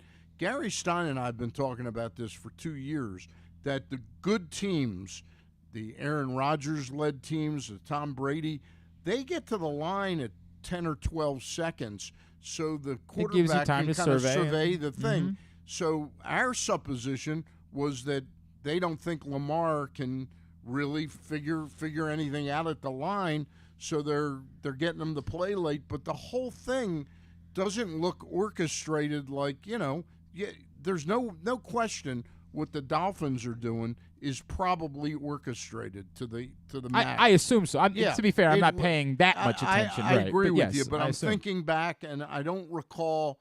I do recall, too, a couple times clapping. But, boy, it's like that with every play. I'm worried that we're not going to get the playoff. And it's sort of where I am. When I say, and I started, in the post-game show, I had people just hammering about this. And so I reached out and I poked around. And this was before they went public, the New Orleans and Tampa games. This was, some 6 weeks ago. Yeah. And I was told very directly part of it. And that's even who I was told by acknowledged, look, this is not all purposeful, but part of it is we have decided, they internally sat down and said, we're going to win time of possession. This goes back to sort of the you zig, we zag. What's the metric that we're going to look at and say we are hell-bent on winning? And time of possession became a number that they said we are hell-bent on time of possession. We are going to win and attempt to dominate time of possession. Now, the part that my source would not say that I took from there is it's sort of a tacit acknowledgement of what you don't have. To your question, which is, if you have this quarterback, why wouldn't you try to go up-tempo more? Right. Well, the answer is they don't have any wide receivers. Like, they don't have them. They're not there. They're lining up DeMarcus Robinson and Deshaun Jackson and hoping for the best. They don't have skill position players the way that they need to have skill position players, which is hurting them the most, obviously, in the red zone. More than anywhere else, it is killing them in the red zone that they don't have someone that can extend the field in a different way, up, out, whatever it is. They just don't have those players. So that's a different problem. But there is absolutely part of this is time of possession, that they are hell-bent. Now, again, as I said, that doesn't give them a pass for any of the nonsense. It gives them absolutely, you get no Still, quarter you want here. the guy up there with 10 seconds, and then he can have that 8 seconds of treasure time, but get the ball in his hands with 2 seconds. And be comfortable that you have plenty of time for him to look, to know, and you're still running the clock, and you're still, everything is moving the way that it needs to move. Even if the first part is true. And again, based on my reporting from weeks ago, and we have been talking about it on this show and on the post-game show for some time, from weeks ago, and I wrote about how significant it was. Like, after I was told this information, I looked at those numbers from the Tampa and New Orleans games and said, holy crap, it's working. Like, they are holding the ball for 38-plus minutes a game, and it is getting exactly what they want to get out of this. That being said, that doesn't alone mean anything. It doesn't guarantee anything, and it does not give you a pass for how many times it's disjointed and how many times you're getting a penalty. And I would say this about the skill position players. The Ravens' biggest strength is running the ball. Of course. Okay? Yep. So you're telling me at certain points in the game they don't pick up that, hey, we got them gas. Let's go to plan Z now or something and speed up for 2 plays of running plays just to make it chaotic for the defense. It's an argument that Rita makes a lot, right? Like that you just need something. You need to inject something a little bit. You're a bit lethargic offensively. You need to do something different. You need to kind of the argument. Look, in fairness to Lamar, I used to say the same thing about Flacco. Mm-hmm. You know, in terms of his pick it up, let's go. Right, pick up the pace. You know, I get it. The argument that somebody would make is that's exactly what they did in the second half against the Jaguars, and they ended up losing. Right, like they did. They came out in the second half. They cleaned up. The first half was a disaster. They cleaned it up in the second half. They put together a couple of touchdown drives. Things went well, and then. The defense. Well, the thing that happened was Gus Edwards' fumble threw everything. Changed the course of the game. There's no doubt. And then the defense was on the field. He never fumbles. That's the thing. You can't. It's hard to really criticize Gus Edwards too much because he almost never fumbles. But then the defense is on the field a little bit more, and then they're out there for one final drive, and they can't get the stop. Kind of like your criticisms of Griffin. Oh, I have. We're not supposed to. Scenes. We're not. Yeah, are we really going to talk about that here? Like, it's a little uncomfortable for I think everybody involved. Wait a minute. No. You're doing great. You're doing great. You're doing. Keep it up. You're doing great. Right, thanks, guys. Micah, after the semester's over, you said you're available Monday through Friday, correct? Like that was when you said you're available. Today's show is also brought to you by UMBC basketball. What a massive win they got the other night over Coppin State. I think they're still hitting threes now from that game. I don't remember what the final number was, but I believe they scored, I think it was 607 points, I think was the total that they ended up finishing with. It was unbelievable. You're going to want to get out and see the Retrievers in action at Chesapeake Employers Insurance Arena. They take on Morgan State on December 10th. They got a huge game on New Year's Day. Massive game. Rematch of last year's America East Championship game against Vermont. Typically, the top 2 teams in the league, UMBC and Vermont, squaring off at the Peak on January 1st. Get your tickets right now, umbcretrievers.com. The UMBC women take on American on December 18th as well. Stan, Sunday night in San Diego, perhaps, if any of them reach the threshold, perhaps there will be new Hall of Famers announced. And this, by far, the most interesting. You have the list? I do have the list. The most interesting committee ever in baseball Hall of Fame history. It's today's era. Yeah, they're calling it the contemporary era. There is a group of. It was Griffin that said it was today's era. Son of a bitch. Jeez. Again, Micah, when does the semester end exactly? 8 players will be considered. There is a group of 16 voters. We actually know who the voters are. You need 12 votes in order to get in. Is Jim Henneman one of those? He is not a one. He did write about it, however, at PressBoxOnline.com. You can check it out there. These are the players being considered. Albert Bell. Of course, Orioles legend, Albert Bell. Mm-hmm. Barry Bonds. Mm-hmm. Roger Clemens. Mm-hmm. Don Mattingly. Mm-hmm. Fred McGriff. Dale Murphy. Orioles legend Rafael Palmeiro. And Kurt Schilling.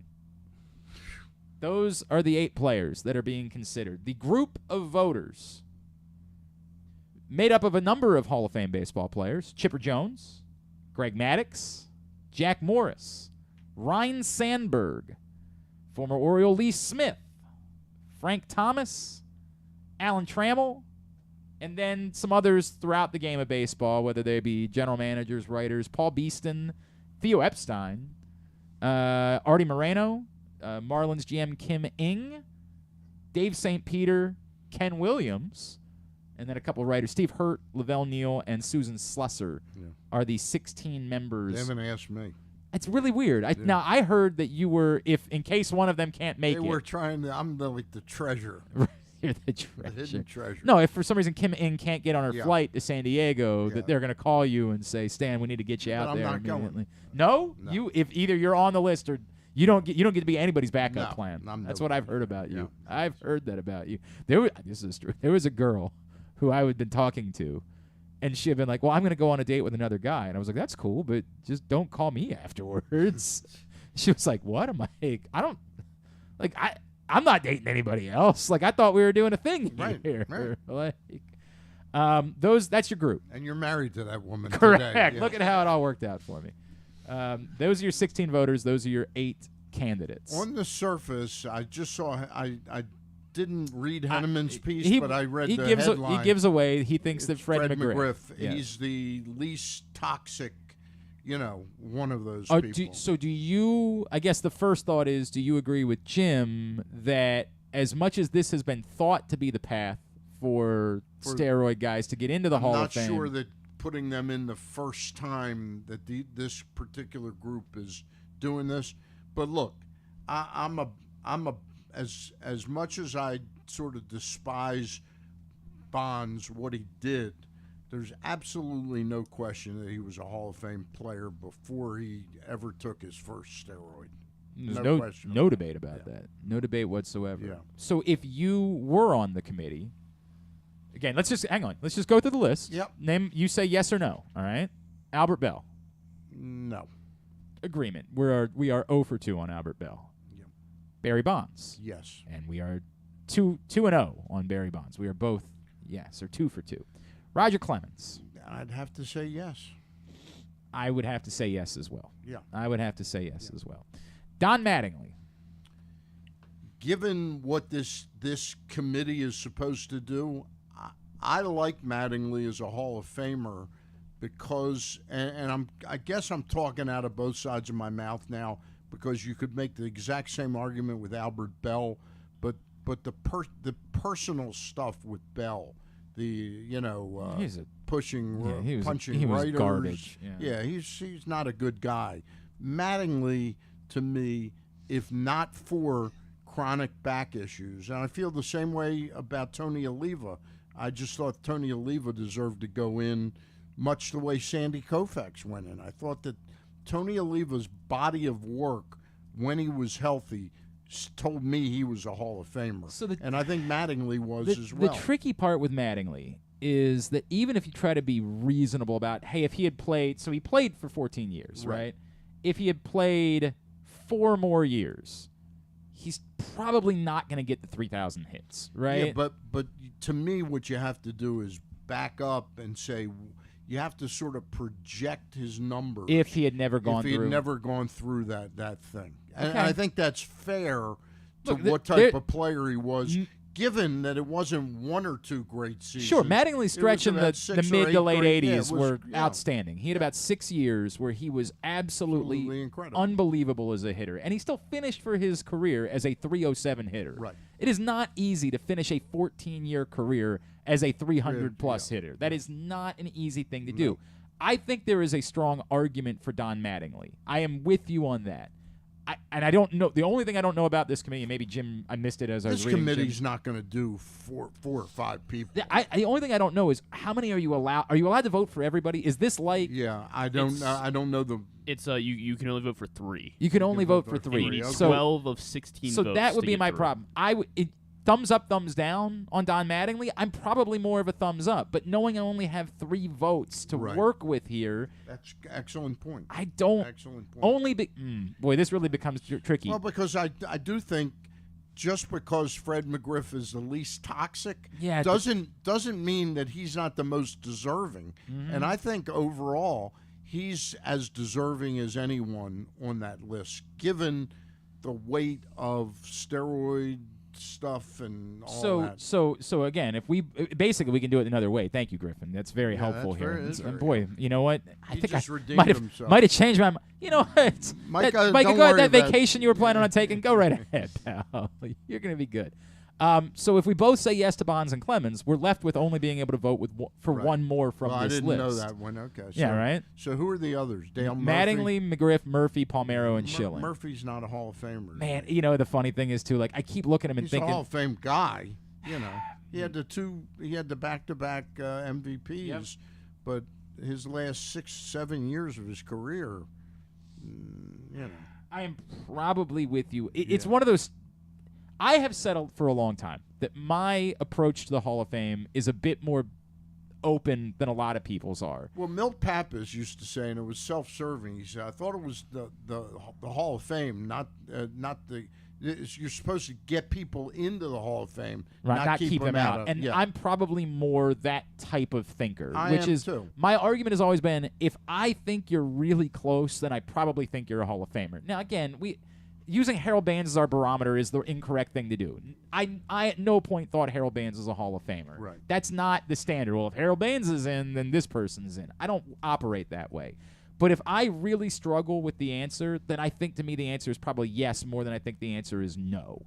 I'll tell you, getting back to Baines for a second, I know he's already in. Yep. I feel much about Harold Baines. I agree on the surface. I agree with you. Not a Hall of Famer. Doesn't pass the smell test. But if you look at him, you talk about injuries and what they do. That's fair. He played on two Chronic ravaged knees for 10 years and still was very able productive. to put up 100%. productive. Very productive. So, okay, if it's only three, who are your three? That's the list. That's the list. I'm cool with Bonds, Clemens, and Mattingly, and McGriff. Okay, and well, this is boring because those are going to be my three. Bonds, Clemens, and McGriff would be my three. The Griffin, other one that's- Griffin, those are your three as well? Those would be my three as well. The other one. Hang on, too. Micah's going to make it a clean sweep. The other one that makes it to me, but next year, if I can only have three this year, I don't know is when- Schilling. Okay. I despise what Kurt Schilling stands for politically, but to me, I don't like calling it politically because I don't care. I really, by the way, and I've said this a billion times, there's a billion people that are in the Hall of Fame that like Donald Trump. Let me make that abundant. More baseball Hall of Famers are Donald Trump fans than aren't. No question about it. There is no getting around that. This guy though is a white nationalist. He's a garbage human. He's a garbage human. I don't care what your politics are. Are you a garbage human? That's my Kurt Schilling problem. The other step of we try to make it seem like Kurt Schilling is a slam dunk Hall of Famer if not for that. And that's not true either. Kurt Schilling had a strong argument for the Hall of Fame and then was a garbage person, but he was never a slam dunk He wasn't Hall a of Famer. slam dunk, but when you combine the numbers he put up with the postseason numbers, I mean, there's virtually. How do you feel about Andy Pettit? To me, Pettit is right there. You know, I felt about him the same way. And I've said this a million times. If you feel that Kurt Schilling, if you feel those two to me, that you can't feel like one is and one isn't. Right. Right. I feel I'm a Pettit guy. So if you're a Pettit guy, then it makes sense that you would feel that way about Kurt Schilling. I'm not. But I have absolutely no problem that Schilling keeping is him out. in I get it. it. I get it. I completely understand that. I don't want to give him the 15 to 20 minutes of airtime. Right. No, he's garbage. He's worthless. I completely understand. But from a baseball standpoint, my argument has always been you can't tell me that Kurt Schilling is definitely a Hall of Famer unless you also think that Andy Pettit is definitely a Hall of Famer. And I don't think that the same people feel that Andy Pettit is definitely Hall of Famer. I think there has been something from a baseball standpoint about the stupid sock that has made people feel an emotional way about Kurt Schilling's career that they don't about Andy Pettit, when the same argument is Andy Pettit was a really good pitcher and then an outstanding pitcher come the postseason. Yep. And if you think that's enough to be a Hall of Famer, then okay. Yep. I'm not going to fight with you about that. Like, I get it. I don't feel quite as strongly about it. I think both of them were a step above. And Milt was a friend of mine. Mm-hmm. We became friends over the last 5 to 10 years of his life. But I just think he was a notch below Hall of Fame, and I think that Pettit and Schilling, you think they rise? They rise above to me. Specifically because of what they did in the postseason. Yeah. Yeah. I get it. And I think Schilling was more of a bulldog pitcher. In other words, Milt had a reputation, and it wasn't, I won't say it was well earned, but of going 5 or 6 innings, had a lead, beg out of games. Sure. You know. Sure. I understand. Eric Bedard. Yeah. Eric Bedard, who could have been the best 5-inning pitcher in baseball history at one point, could have been that good. So that's who you would put in. Who do you think? How do you think this will play out on Sunday? I think Jim Henneman might be right, and I think McGriff and Maybe Mattingly? maybe Mattingly go in. Listen, like the names of the players that are voting, like Chipper Jones is a hard ass. Yeah. Like Greg Maddux is kind of a hard ass. Now maybe these are guys that have, but they you know darn well that they have an appreciation for what Bonds and Clemens were as players. That is the tricky part about this. It's difficult for me because those are hard ass dudes. Yeah. To figure out if they are hard asses that say, no way, you're not joining our club. I got a feeling Kim Eng would never vote for either of them. Do you know Kim Eng? No. Yeah, I was going to I don't know say, her. I just have a feeling that she's by the book, you know. Interesting. Yeah. Don't want to rock the boat type? Not worried about rocking the boat, okay. just that that's a line that she wouldn't like. Sunday night, Could be wrong. 8 o'clock, they will announce this class on MLB Network. They will announce who did or did not get in from the contemporary era. Wonder if the fact I've also read that there's no lock it's a week. Hall of Famers this year.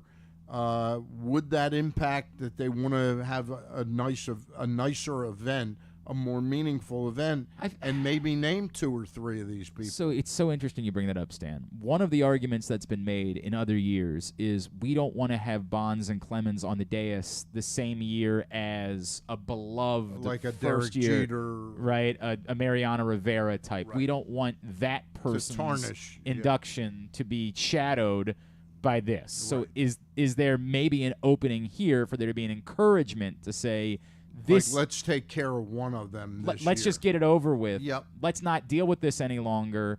We're not going to be overshadowing anybody's induction this year. To your point, the guy that was the closest last year that comes back is Scott Rowland, who was on 63% of ballots. And I like Scott Rowland. I think I like him. He never registered to me to be a Hall of Famer. The 2 people that I think are really being unjustifiably treated poorly is Billy Wagner. I think is an out-and-out Hall of Famer.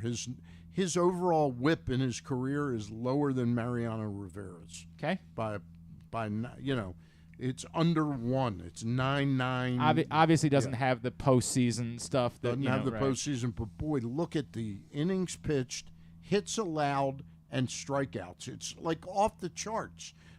He says Hall of Fame. And the other one to me is Jeff Kent. Okay. Knocked in over 100 runs in 8 out of 9 seasons, a stretch of that. And this Name is his me final, another Hall of Fame. I hear you. Yeah. This is his final year on the ballot. Yeah, but then he could go into that today's era. So my argument with Rowland, he's a 70 career WAR player. Derek Jeter's 71. Right. Scott Rowland, what you said. He was a hell of a player. During his career, I didn't think about Scott Rowland, Hall of Famer. I enjoyed watching him play because he was a wizard defensively. Right. But I just didn't think about him as a Hall of Fame player. The way that we've looked at metrics after his career has made me think more about Scott Rowland, has made me think more about Jim Edmonds, has made me think more about some of those guys as Hall of Famers than I did at the time. But the first... Was Scott Rowland originally a Philly that went to St. Louis, or was a Cardinal that went to... No, he was originally a Philly that went to St. Louis. Correct. And then the first-year group this year... In that case, he definitely doesn't deserve to be. The strongest argument... J.J. Hardy, right? Yes, J.J. Hardy, exactly right, is on the ballot for the first time. The strongest argument, but now it's clouded as well, is Carlos Beltran. That's the player with the best... Again, at the end of his career, we would have thought was a surefire Hall of Famer. And I still think is a Hall of Famer, but maybe would be the perfect person to have go... Why don't you knock it out? Put Barry Bonds, Carlos Beltran in the Hall of Fame in the same year, right? It'll be interesting to see how the writers treat Beltran, because I don't recall. Yeah, because of the cheating scandal, right? Nothing related to steroids, just because of what happened after his career was over. How do you handle that now? moving forward. Things were so much simpler. Yeah, right. When there are no trash cans around, it's those damn trash cans. That's who I blame for all of this. Yeah. All right, Stan the Fan is here. Today's show is also brought to you by the FanDuel Sportsbook at Live Casino and Hotel. Big fight Saturday. Here's how I would plan out your day tomorrow. You go down to the FanDuel Sportsbook at Live Casino and Hotel. Get there by 10 a.m. to watch the soccer match. And then stick around because when the match is over, the Tyson Fury-Derek Chisora fight card begins. Oh, hang on a second. We'll talk about that on the other side of the break. The Tyson Fury-Derek Chisora fight gets underway. That card begins. Is that free? It's not.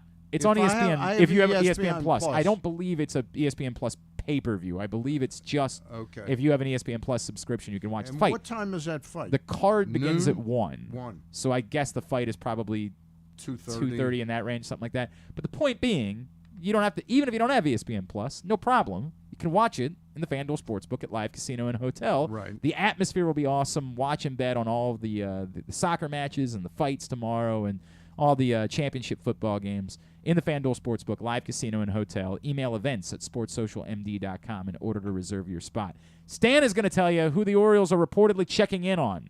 And then we're going to talk to Damion Lee. That's on the way. It's Glenn Clark Radio. Gambling can be a fun and entertaining experience, but there are risks involved.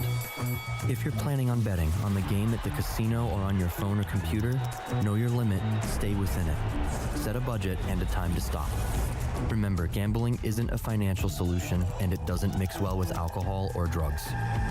Know the risks and have a plan before you begin gambling. For free and confidential services, call 1-800-GAMBLER 24/7 or go to helpmygamblingproblem.org.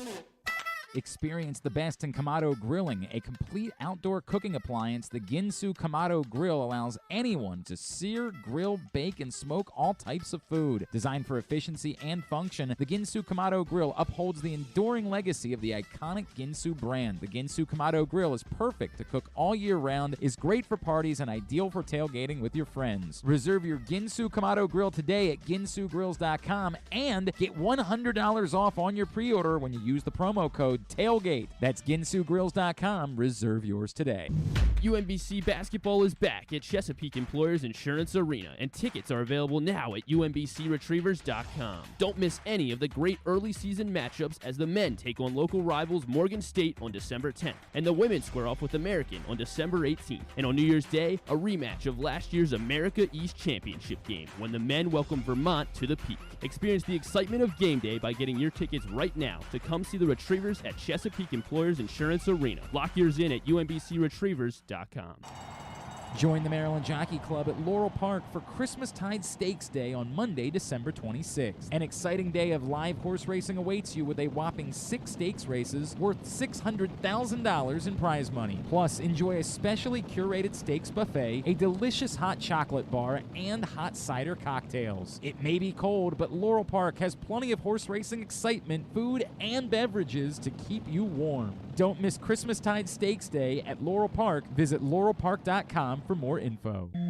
Another Orioles season is in the books, and the Bat-Around was there every step of the way as the Birds posted their first winning season in 6 years. And after promoting 2 #1 overall prospects in Adley Rutschman and Gunnar Henderson, Mike Elias has said it's liftoff from here. Hi, I'm Paul Valley, and along with my co-host Zach Goodman, we'll be here every Saturday from 10 a.m. to noon all off season, discussing every signing, trade, and waiver claim as we navigate the cold winter months that lead to spring training. You can watch us at youtube.com/PressBoxOnline and facebook.com/PressBoxSports, or listen live at PressBoxOnline.com/radio. And if you miss a show, you can find us anywhere you get your podcasts. So tune into the Bat-Around with Paul Valley and Zach Goodman every Saturday from 10 a.m. to noon right here at PressBox Sports. Whether your focus is luxury and comfort, convenience and technologically advanced connectivity, or sporty performance and aggressive styling, we've got the perfect Highlander for you. Check out buyatoyota.com for deals on new Highlanders from your local Toyota dealer today. If you can't listen or watch live, you can subscribe to the show via Spotify, Amazon, or Apple Podcasts. Leave a 5-star review while you're there. Or, if lying isn't your thing, we'll take a 3.5-star review too. All right, back in here on GCR. Stan the Fan Charles is with us on a Friday edition of the program. And it's a lucky thing I am. Because you've got the scoop. Oh, my God. The big-time scoop. Darrig McDonald writes headline, Orioles checking in on free agent shortstops. So John Heyman of the New York Post is reporting that the Orioles have checked in on Carlos Correa, Trey Turner, Xander Bogaerts, and Dansby Swanson. It's all coming together. It's all happening right They're now. gonna sign all 4 of them. Oh, my God. Yeah. I hadn't thought about that. It's a real chance. This is going to be the greatest platoon in the history of baseball. Well, Turner can play the outfield. That's true, right? Yeah. And Dansby Swanson could probably play third Correa base if could necessary. play first base, exactly right. You got it all figured out. And Xander Bogaerts can catch. Right, and we need one of those. You need a backup catcher. Correct. Quickly, we're joking about this, but for what it's worth, this does continue the trend of reporters tying the Orioles to top high-end free agents and saying, and we brought it up with Eve Rosenbaum early in the show, Orioles assistant general manager, and look, she, kind of said, I don't know if we're going to win bidding wars, and that's what I've said all along. Anybody, you can tell me that the Orioles are in on Carlos Rodon all you want. I do not believe the Orioles will ultimately pay more money than another team will pay to get Carlos Rodon. I agree. But I do still think it's encouraging for the second group of players that the Orioles are checking in on the first group of players. I think it makes it more practical that there could be a signing from that second tier of free agents. I'm going to give you one player that it will not totally blow me away if the Orioles sign. Okay. Given this BAM money that just can't, and I'm serious. I'm doing the very quick math. Mm-hmm. I don't know how much MLB keeps, but profits like that are disseminated amongst the 30 teams. I'm thinking that Chris Bassett is a potential difference maker for the Orioles now, that they convince him that he is the guy they need, and that somehow they don't sign him for 3 years, $66 million or something, that they go the extra mile for Chris Bassett. That would not shock me. It's a very logical. We were talking about Quintana the other day on the show, and I like Bassett more than I like Quintana, but that type of group is absolutely where I think the Orioles might find something. I wrote this piece for PressBoxOnline.com, and I said the 2 lanes that they can shop in, because they're not shopping in the zero. Remember, Mike Elias said we're not going to go to 0 to 60. Yes, correct. So I said the 0 to 60 lane is Rodon, Verlander, DeGrom. So I said where the Orioles are going to shop is the 0 to 45 or the 0 to 35 lane. Sure. And to me, Bassett and Kodai Senga and one other pitcher are in the 0 to 45. Who are the bats to you that are in that? Is Josh Bell the bat? I didn't do bats, just to did be pitchers. honest with Okay. you. I just did pitchers.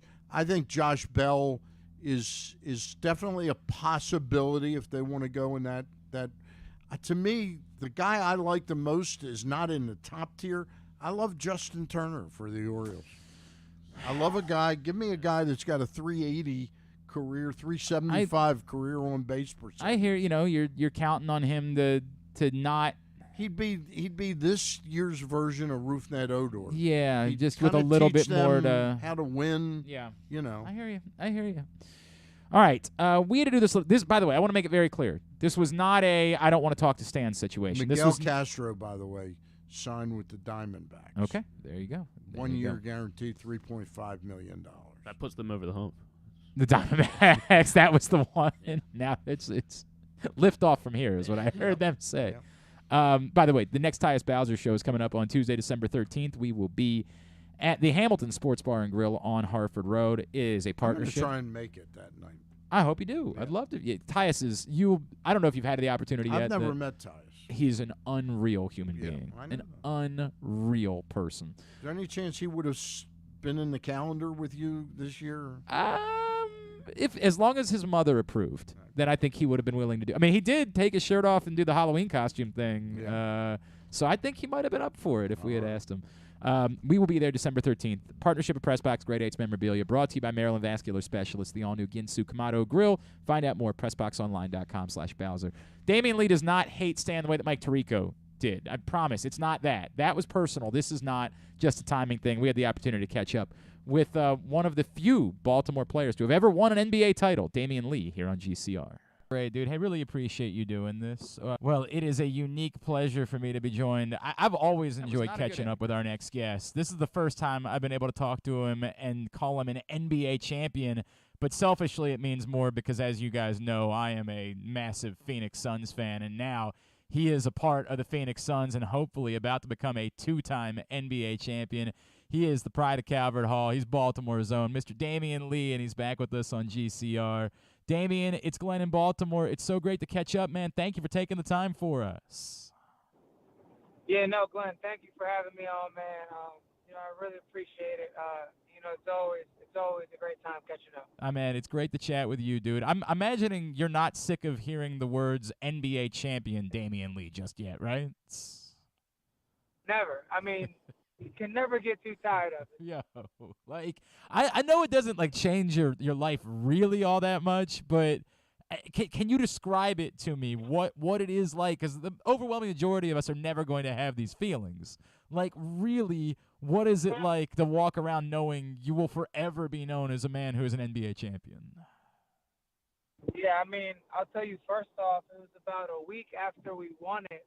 I got the 75th edition trophy tattooed on the back of my leg. So, I mean, I don't think I would ever forget, but, if I ever did and I had to take a look down at all the hard work that it took, just fortunate, man. Just it's crazy. It's like just under 5,000 people to ever play in the NBA. And, to be an NBA champion out of those less than 5,000 people is truly amazing. So, I never take a day for granted when I'm playing. But for sure to have NBA champion next to your name is something that will live on forever. I imagine it maybe means even more to you because of the path that you had to take to get there, right? Like coming from where you came from and having to go through a couple different schools, getting attention, going undrafted, taking the hard way to this point. Like, how much more does that make it mean knowing that you reached the pinnacle, you achieved the thing that, as you point out, so few others were able to do? Yeah, it's a blessing. I mean, just understanding that I have a story, and all the things that I went through, from my past, whether, that is injuries, transferring schools, all those previously mentioned, being undrafted, having to fight 10 days, 2 ways, like, that just makes the story even greater later. So, just being very appreciative, but also being present and understanding that, I have won, but it's one of those things, like, after you get one, it's like, all right, what's the next mission? What's the next way to try to get another one? And knowing the team that we have, everyone's bought in and everyone's trying to get one because, they were close, a couple years ago. So, that hunger is still there of trying to achieve, and I have the same hunger that they have. I want to come back to that because that's actually personal for me. But Damion Lee is with us here on GCR. If I could beforehand, where our studio is, I'm literally staring out and looking at Calvert Hall right now. And I know you were back last summer, and you had your jersey hung up there. And, I know that maybe winning an NBA title means a little bit more than that. But how special was that for you to come back and have a moment like that here at home? Yeah, it was super special. I mean, it's actually pretty funny. That was supposed to happen previous year. It was like a year ago. There was talks of that happening, but just schedules didn't match up. Schedules didn't line up. Timing of everything. I had 4 weddings to attend last summer. My wife was pregnant with our son Daxon, so there was just so much going on. But I feel like it was meant to happen, this year. So, coming back, had some coaches, family, friends, old teammates that I haven't seen in 5 to 7, maybe even 10 years. We're all there, all supportive. It was amazing just to be, immortalized. At Calvert Hall. I mean, there's only, 4 guys? Yeah. played in the NBA, came from Calvert Hall, Yep. and I didn't realize the magnitude of having my NBA jersey hung up. But I mean, how many NBA champions are there from Baltimore? I believe it's Sam Cassell and myself. I think you're right about that. I was trying to do that math earlier. I think Keith Booth technically got one with the Bulls in his rookie season. Okay, so then Keith as well. Yeah. So it's three of us. That's out of all the talent, that the hotbed of basketball that Baltimore is, and even down to DC as well. It's it's truly special and something that, like I said before, I'll never take for granted. And by the way, like, Gary Neal, obviously, who's right there. Like, he came close, but never got that one, right? Yeah. Like, he knows how hard it took. It's incredible, man. I'm so happy for you that you're able to have that and what you represent for our city, man. It's so cool. What you brought up, so selfishly, Damion, I moved out to Phoenix. So I grew up here, and we didn't have a team, right? I was never a Wizards guy. I'm a Baltimore guy. Yeah. And I moved out to Phoenix in 2006, and Steve Nash and Amari Stoudemire and Sean Marion were there, and it was just such an electric time, and I fell in love, and I am a Suns fan because of it. So this is now personal, like the idea of you going back to back. By the way, it's clicking pretty well. It all took all of one night for me to realize just how freaking valuable you were going to be to this team. What has the fit been like for you? And is there something unique?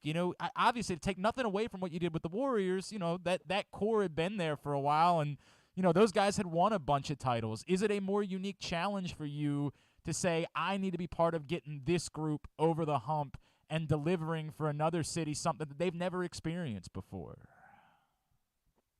I mean, that's a good point to bring up, but I don't really take on that pressure or that expectation.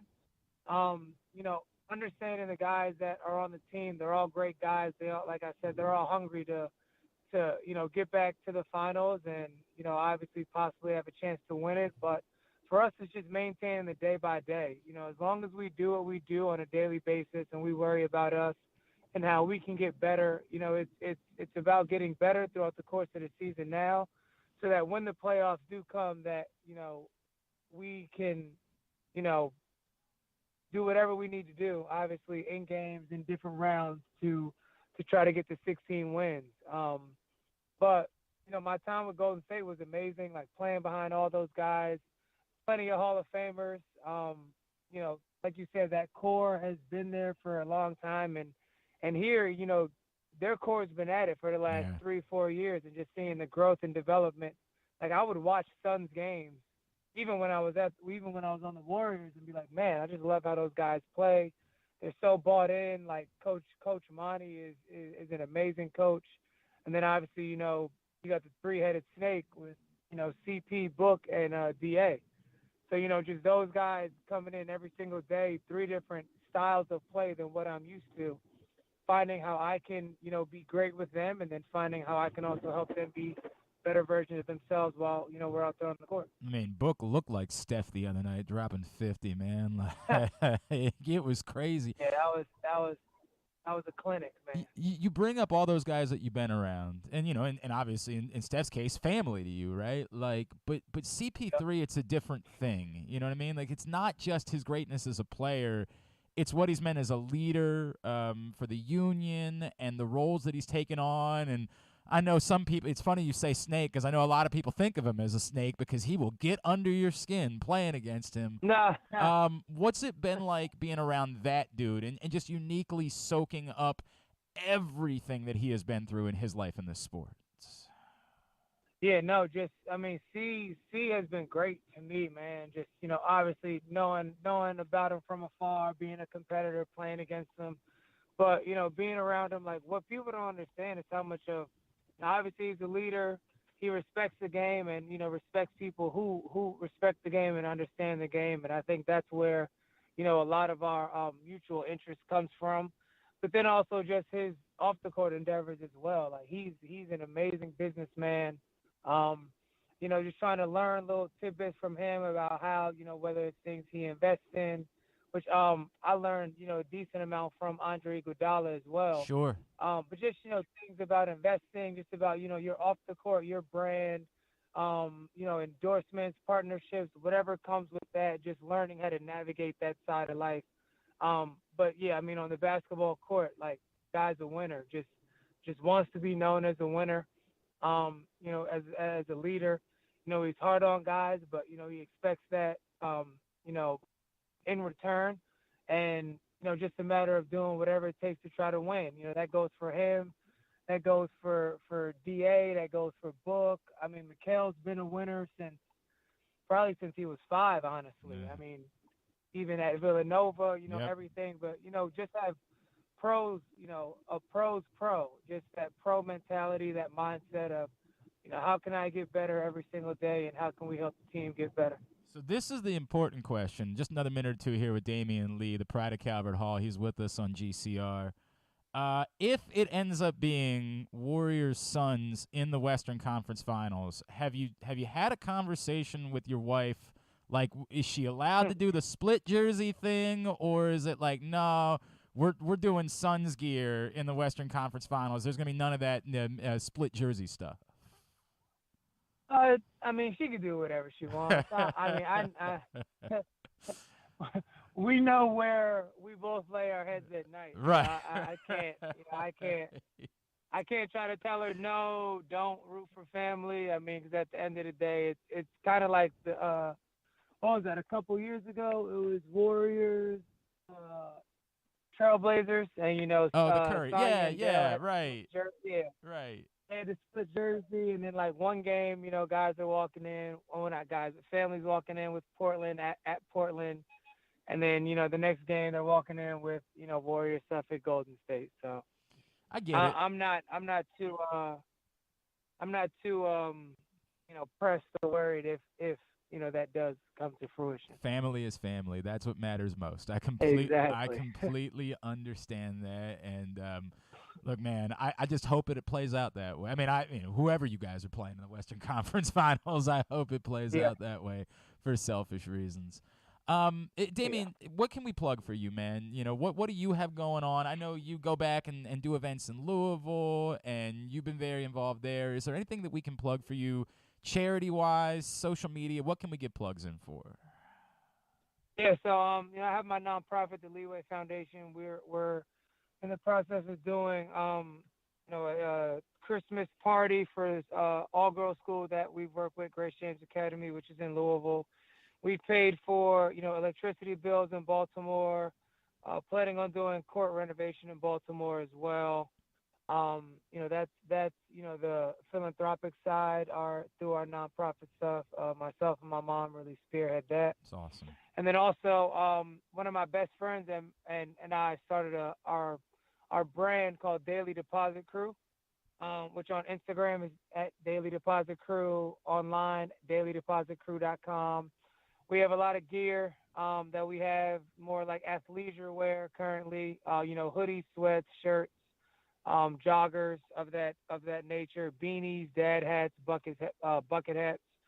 So, really just trying to continue to expand our outreach of our brand. And the mission behind Daily Deposit Crew is, every single day, obviously we all have jobs. We're all trying to put in our work, on a consistent level. But, some people try to say, I want to be 1% better today. But if you look at the grand scheme of it, if you're trying to be 1% better, then after 100 days, you should, reach your limit and be where you should be, wherever that is. But for us, it's about continuing to put your work in, get those deposits, and understand that the crew aspect is, your friends, your family, the people that, are your ride or dies, the people that, you're always with, that you're talking to, whatever it is, maybe that group chat. But just that constant work of every single day, holding yourself accountable, holding them accountable, and uplifting them, maybe for something that they're going through. But that doesn't just apply for sports.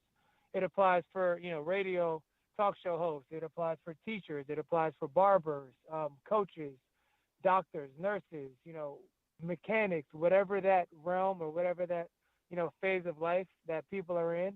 That's what Daily Deposit Crew is all about. It's awesome. That's awesome, man. I love that. Damion Lee, again, on Twitter and Instagram, it's just Damion Lee, but replace the O with a 0 if you're not following. Yes, I know you that first night you were responsible for waking up a baby somewhere else, but I'll tell you, my house didn't look that much different. I was up and screaming and yelling the exact same way, man. So happy for you.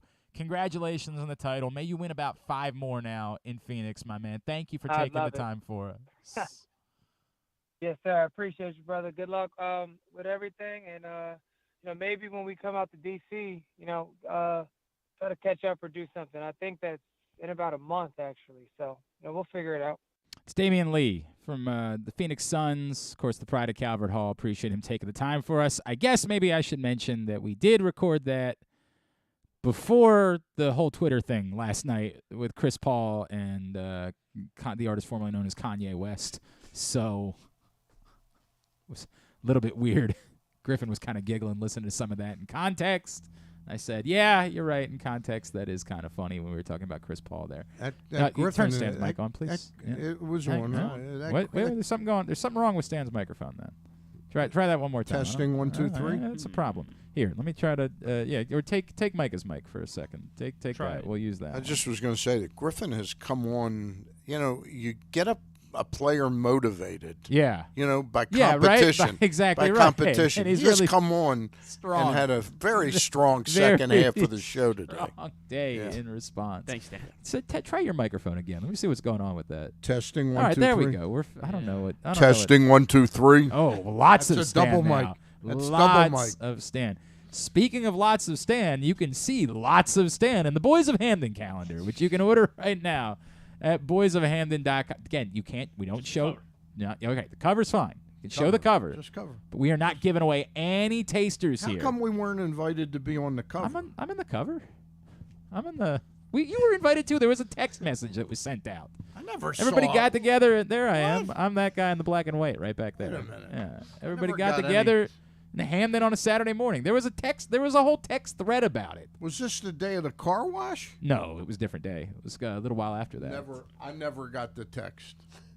I will go back and check through. I would have been The there. problem is there's so many people I on am the. now. I am. All right, pissed. you know what? You better take it up with Dave. Yep, because I will. Oh, you I'll better, take it you up better with take Dave it up at with, K&S. You better take it up Yeah. with Dave from K&S. Yep. Because there was a whole text thread there. And Never. For what it's worth, I did not check to see who all was on the thread because there were 100 people on the thread, and I got sick of it, and I finally just said, "Fine, tell me when, I'll be there." That's the way it'll go. So I don't know. I don't know what to say, sir.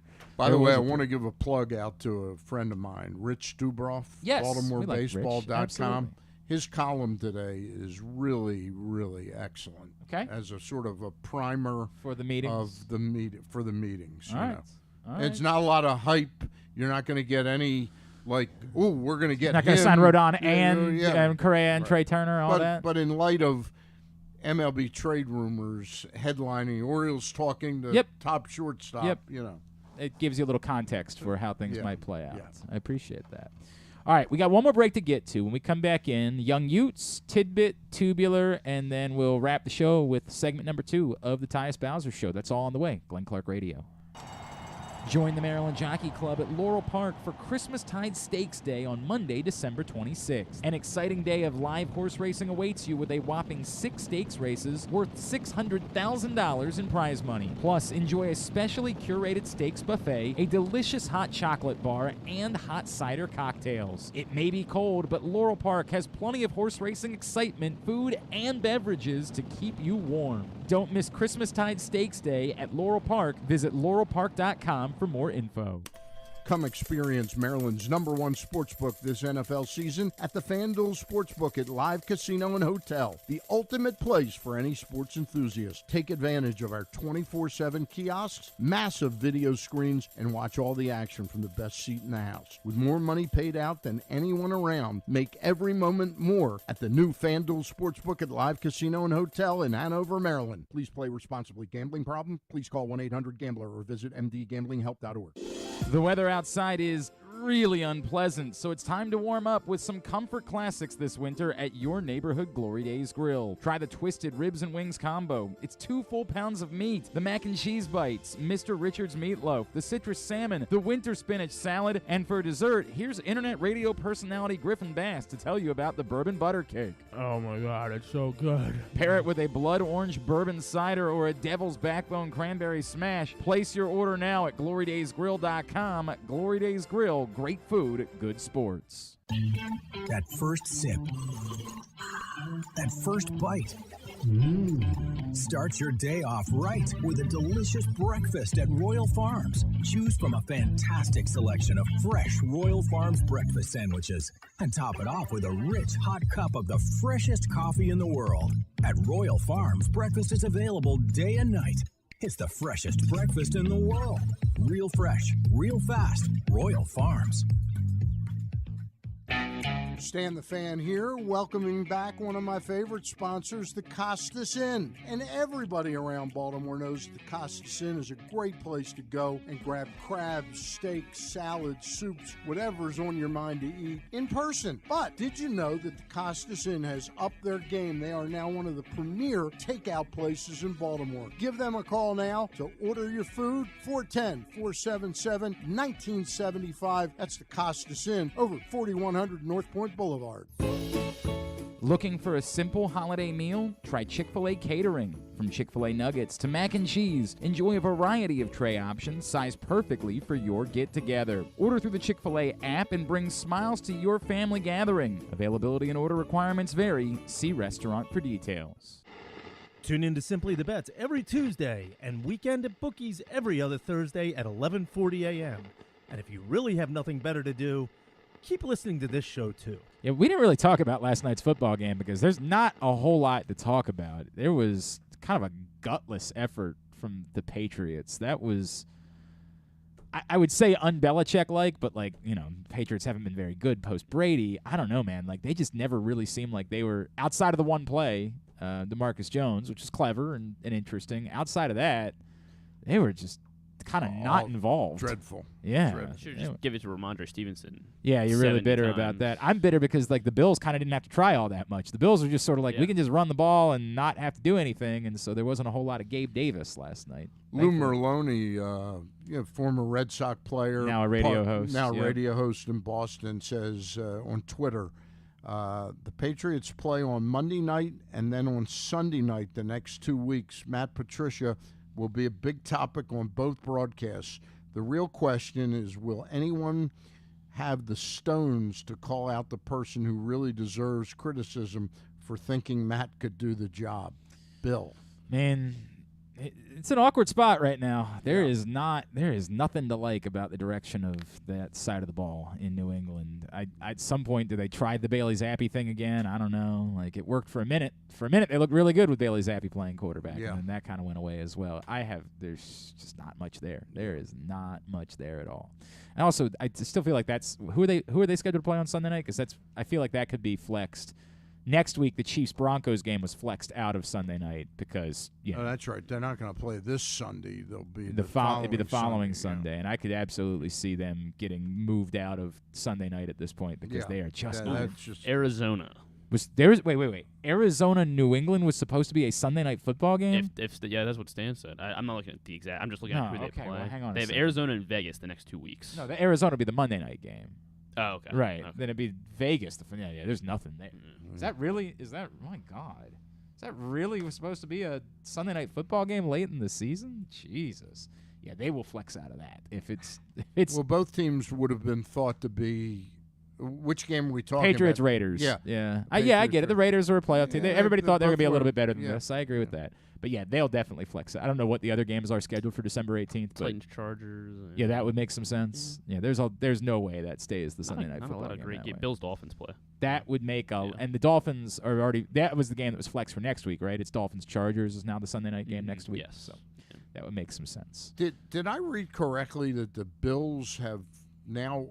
Was it including Thanksgiving Day that they're now 3-0 on Thursdays this year? That makes sense. Yeah. I mean, that makes sense. Off the top of my head, I guess that would It's a lot of Thursdays for one team to play. It is. You don't normally see a Yeah, team but play 3 times on Thursdays. Week 1, they played. the opener Rams. right against the Rams. Yeah, That's absolutely okay. right. Yeah. So they've been kind of spread out, and they've been for some reason they've been doing that the last few years, where the Thursday night game following Thanksgiving is 2 teams that played on Thanksgiving. Which is good. That's a week. Okay, I see Like that. it's interesting that they've been doing it that way in the last couple of years. All right. You heard, I can't remember if we talked about it. You heard about what they're doing next year on Black Friday? Yeah, they're playing an afternoon game on Amazon. On Amazon. Yeah. That is wild. So I guess that was because, that was what they're giving Amazon because they don't get the Thursday night game on Thanksgiving. Right. Like, well, instead we'll give you this Friday thing to make up for it. Right. But it's interesting that they're experimenting with that. It's interesting. A couple layers of it are interesting. It's interesting that it was an afternoon game. Right. Right? Right. Because there are still people that do work on Black Friday. It's not like everybody on the planet has off. But I did notice the soccer match this year, like, there was a huge audience. It was the most televised soccer match in the history of the sport or something like that. Which game was the it? U.S.-England game. The U.S. was Black Friday afternoon, and it had a massive audience. So clearly they're on to something with the Friday afternoon thing. We're trying to find a big event for that. And I'm imagining that the 3 games on Thanksgiving next year will all have to promote that. Yeah, sure, that of game course. strongly. Absolutely. And Amazon will have some kind of special offers something. But we were talking about this last week. It's one less. So Stan and I do our picks, and we took the Thursday games out of it, and we were like, God, there's not much left here. Now we're taking 4 games out of the equation. No, next year we're gonna. Oh, you're gonna fight back against Jim Nelson? Yeah. Oh Okay. yeah. I'll let you do that. I'm gonna continue to answer to the boss, my friend. That's the way it'll go. I'm the grand-pooh-bah. I know, but she's the boss. We've said that a million times.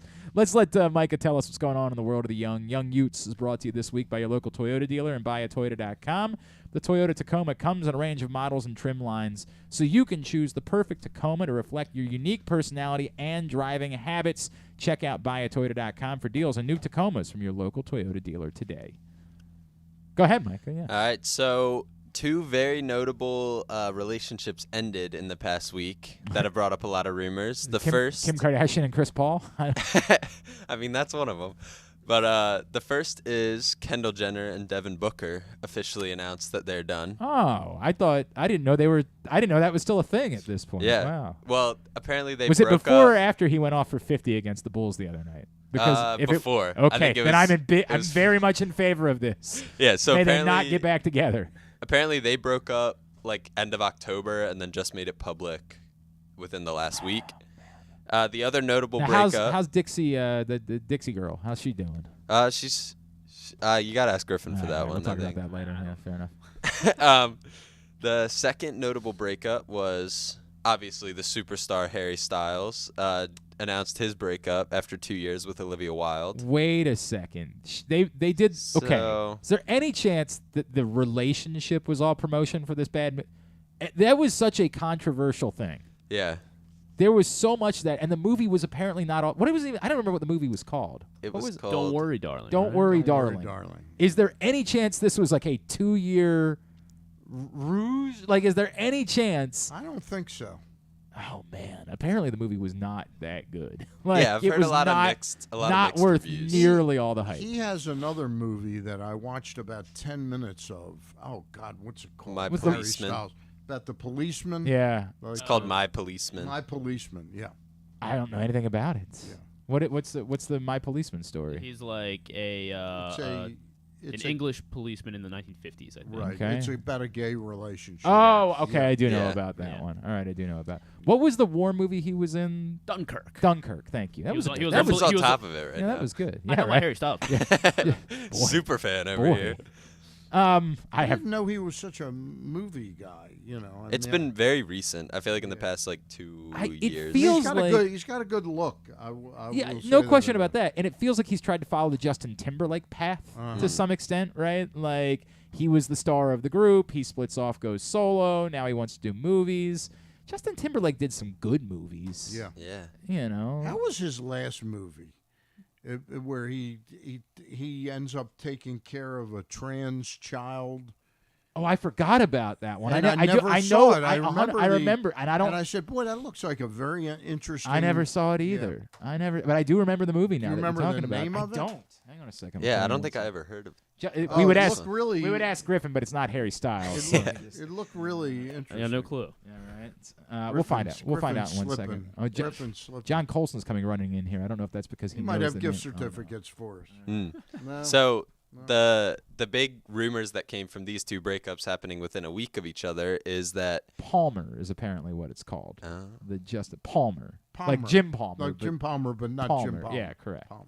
So the big news is that Harry Styles had an on and off relationship with Kendall Jenner for 6 years between 2013 and 2019, and they both happened to break off their relationships within a week. So there's a rumor that they might be. So maybe people there's a think- reason. Which would be a ridiculous power couple. I mean, it would be a very strong power couple. That's true.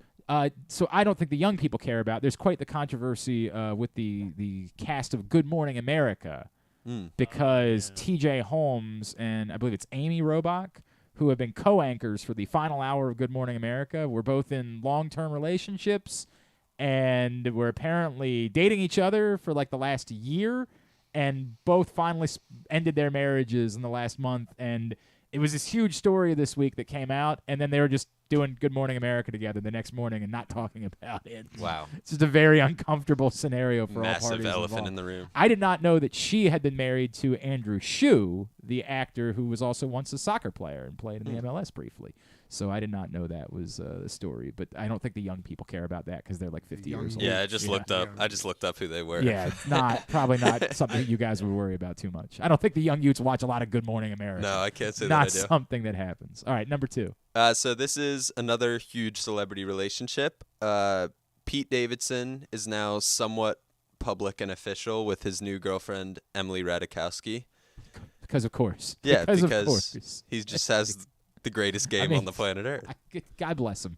God bless him. I don't get mad about it anymore. I just tip my cap, man. Like, good for you, dude. Yeah, they should make a movie about him. 100%. Well, they did. It was called King of Staten Island. Or a master class with something like Pete that. Davidson on how to. Yeah, good for him, man. I don't know what else there is to say about it. Yeah, but the reason there were rumors of it, and then the reason it went public was because he was sat courtside at a game with Emily Ratajkowski on one shoulder and Ben Stiller on the other. So, just he's doing okay. Absolute powerhouse. Yeah, he's doing okay.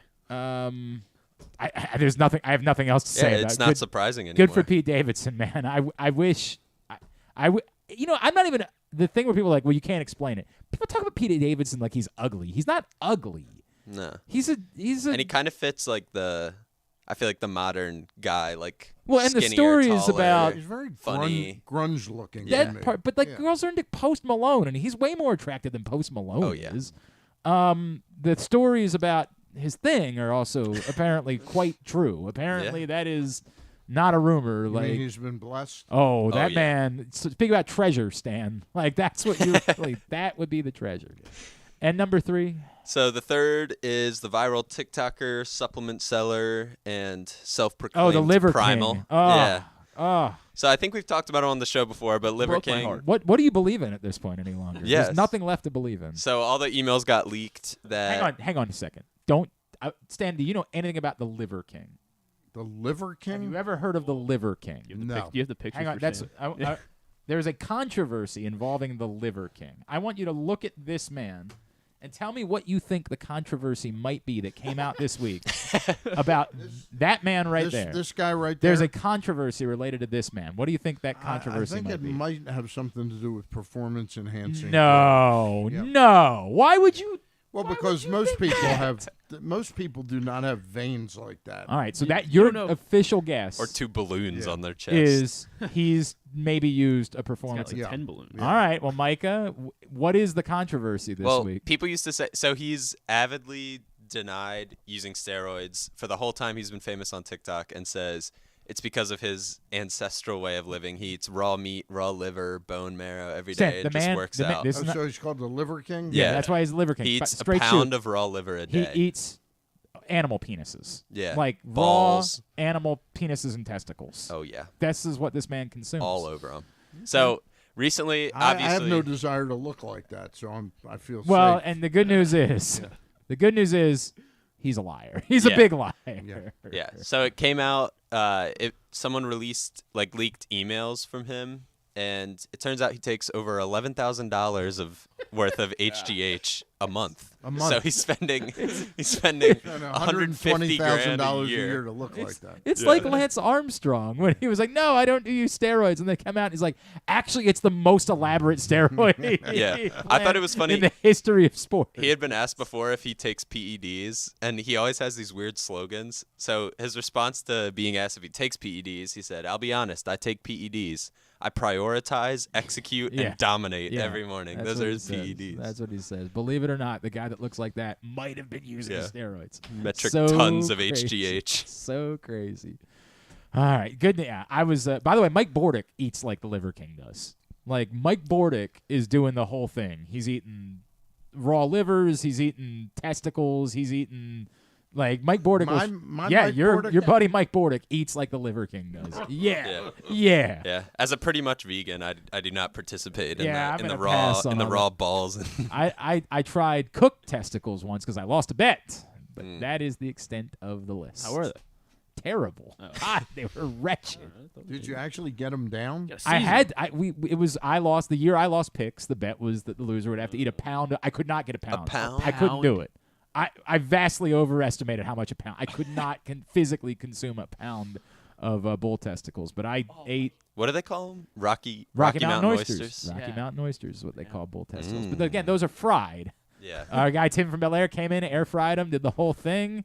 Yeah, it was an unpleasant day. Unpleasant day for your pal. All right, good job, Micah. Thank you very much. All right, let's get a tidbit. Tidbit is brought to you by Glory Days Grill, where they do not serve Rocky Mountain oysters. The menu at Glory Days Grill, much better than that. By the way, the day that I pay the bet off is the 16th. Oh, we're all going over to Glory Days Grill. I like that. I like that. Of course, Stan lost our little Orioles second half predictions. Micah's not invited. Oh. Well, what if we had nothing to do with the bet. bet. What if Griffin's, Yeah. What if? Okay, I got you. All right, thank you. Just Micah, you're invited. No, I mean just if he's sick or something that day is what I was Right. asking. Right. If he just for whatever reason can't make it in that day, Micah's got to fill in. Glory Days winter seasonal menu is outstanding. The twisted ribs and wings combo, the winter spinach salad, the citrus salmon, the mac and cheese bites, the bourbon butter cake. Oh my God, it's so good. And the chowder. The chowder. I do enjoy chowder. You can pair it with a blood orange bourbon cider or a devil's backbone cranberry smash right now at your neighborhood Glory Days Grill. Get your order in glorydaysgrill.com. All right, so the Hall of Fame talk earlier got me thinking about Fred McGriffin, why and how he's not in, as he's just 7 home runs away from the 500 home run club, as everyone that has hit 500 home runs, unless there's some PED scandal around it, is in the Hall of Fame. So I wanted to see if, obviously we know everyone who's hit more than 600. I wanted to see how many of the guys that have hit between 500 and 600 home runs. Exactly between 500 and 600. Yes. How many of those guys? Eddie Murray, 504. There is Jeff Bagwell. Bagwell is not on there. How many Bagwell did he hit 600? Or did he fall short of? Did Jeff Bagwell fall short of 500? He must have. Wow. Well, Miguel Cabrera. Yes. You've gotten 2 in order. Those were the bottom 2. Oh, those are You're the ones going up closest the to whole 500? list. Yeah. Okay. Oh, God. Well, those are the ones that I thought of specifically that didn't have 600. That's the problem with doing this list is who has got more than Bagwell 600. is 449. Frank Robinson? Yes, Frank. How about Ken Griffey Jr.? Ken has over. Ken got over Griffey, 600? Yeah, He got over 600? Does not qualify. Frank has the most in the 500. 5. So we got Murray. How many are there? There are 19. 19? Yeah, but they're notable names. Yeah, they're This is a hell of a. This is easy. Yeah, sure. Well, at some point we just Willie start. McCovey. Yes. Willie McCovey. That was my next guess. Not actually. Ernie Banks. Yes. Manny Ramirez. Yes. Yeah, it's not so hard now. Yeah, right. David Ortiz. Yep, David Ortiz. He is in the Hall of Fame, of course, though, despite PED. Yeah, correct. Mickey Mantle. Mickey Mantle, correct. 536 for Mickey. Ted Williams. Ted Williams, correct. Gary Sheffield. Correct. Sheffield. He is not in with 509.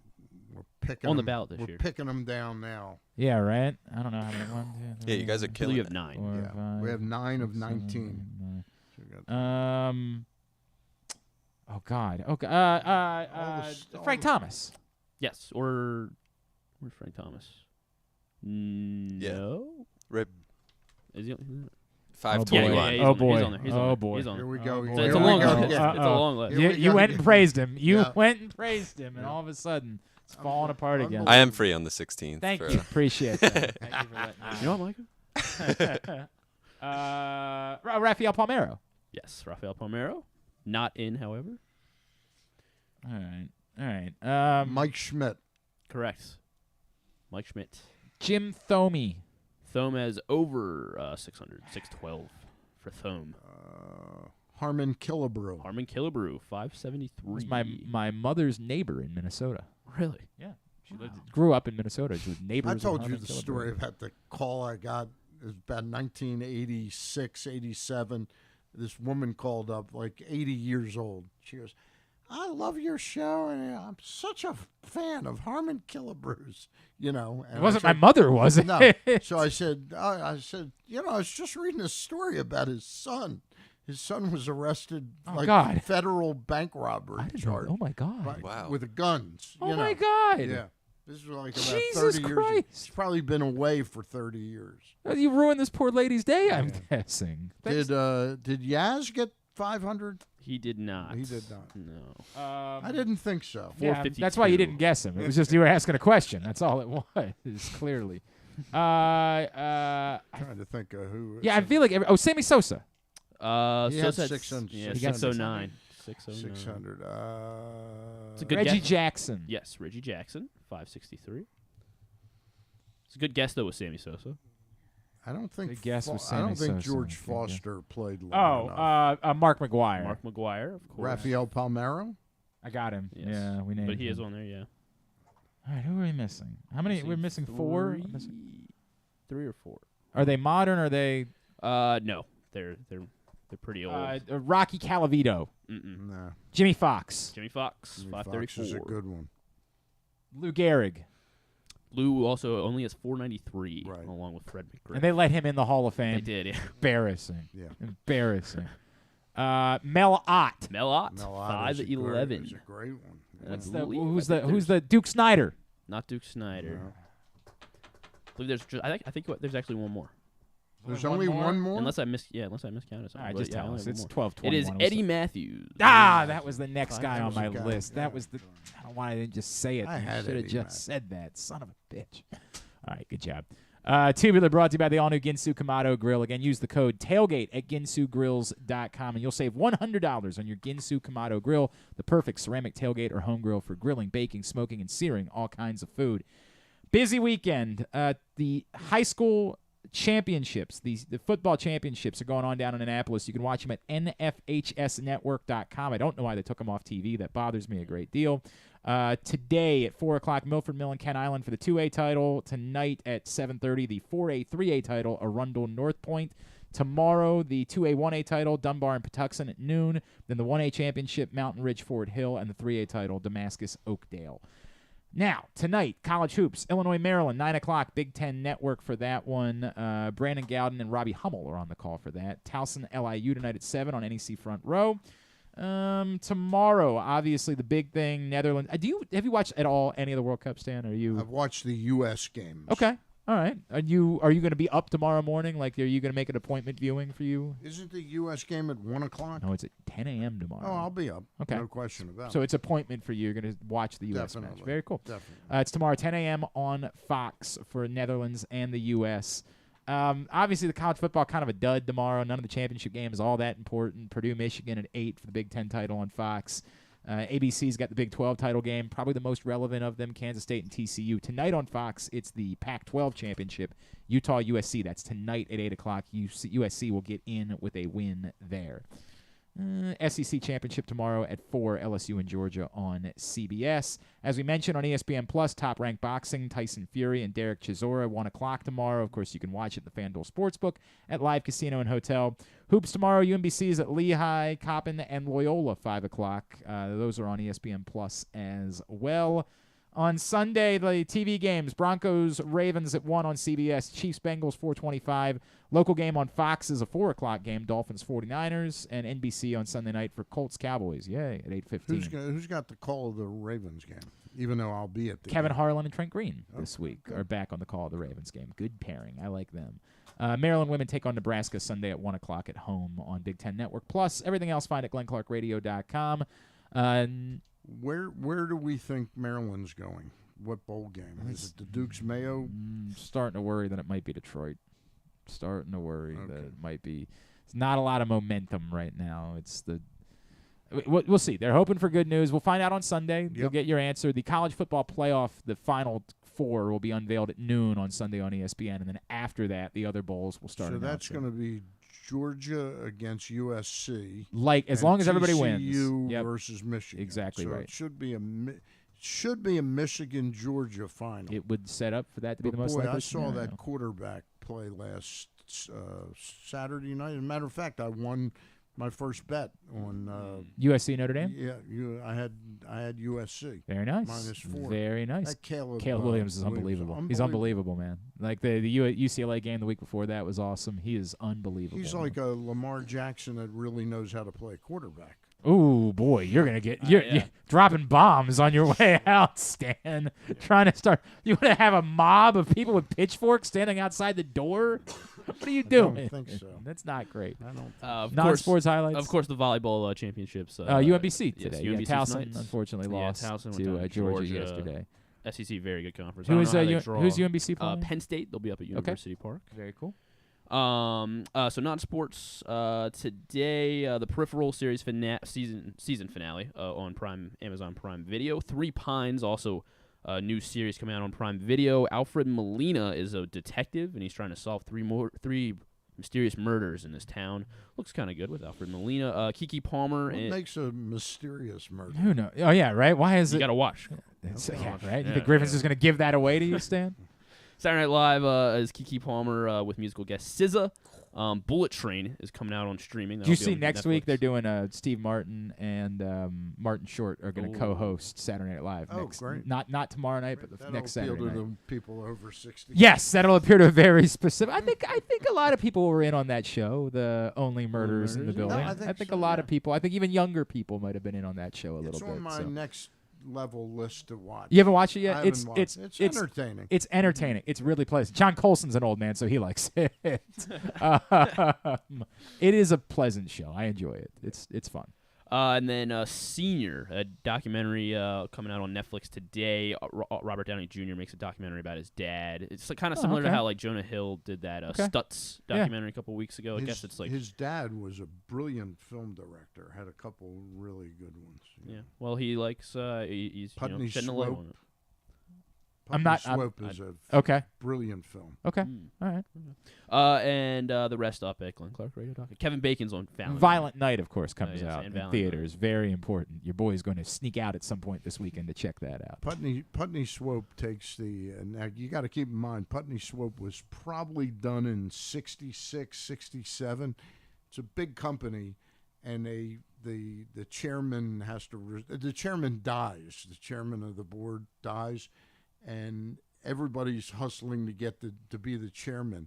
So they all, when they go around, they vote for Putney Swope. Who's black. Okay. And he becomes I like it. overwhelming I like choice. it. I like it. That's a win. I enjoy that.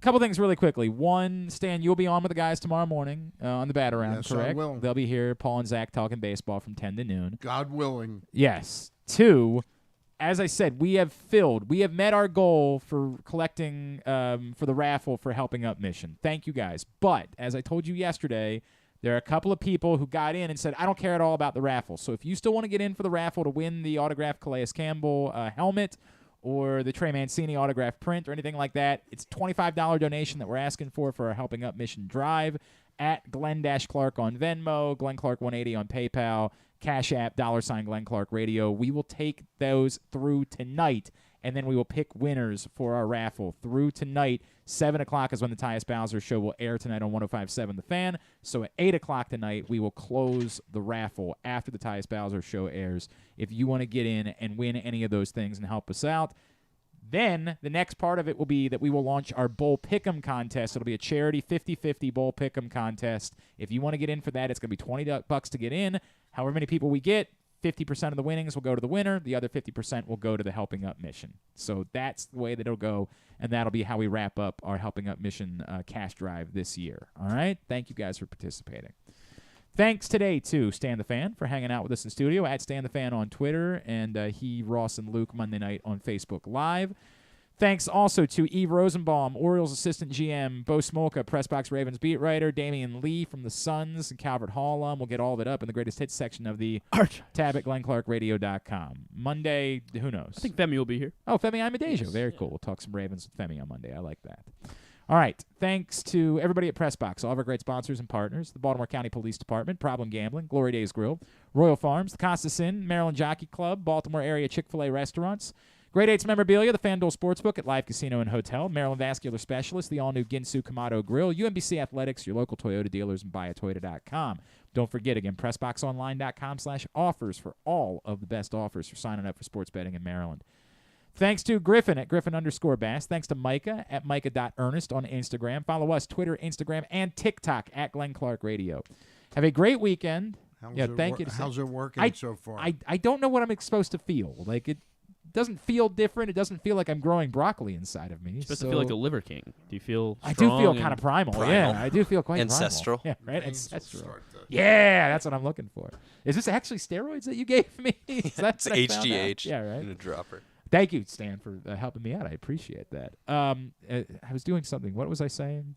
Thanking everyone. I did all that, didn't I? I'm good. I think were we in the middle? Yeah. No, I think I got through all that. All right. Have a great weekend. Go all the local teams.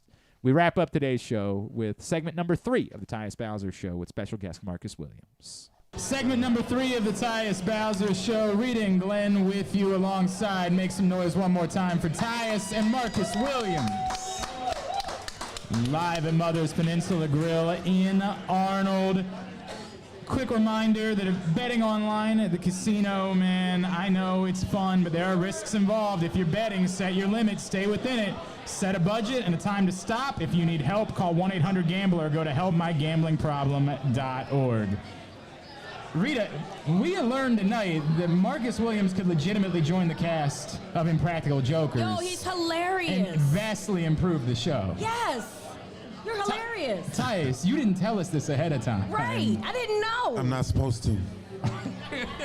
People are supposed to come and experience this guy, see who he is, and this is who he is, man. Dude, Tyus, I've watched Marcus mess with no fewer than 12 people tonight that came up in a fun way, not cruel in any way. I'm not sure if that's accurate.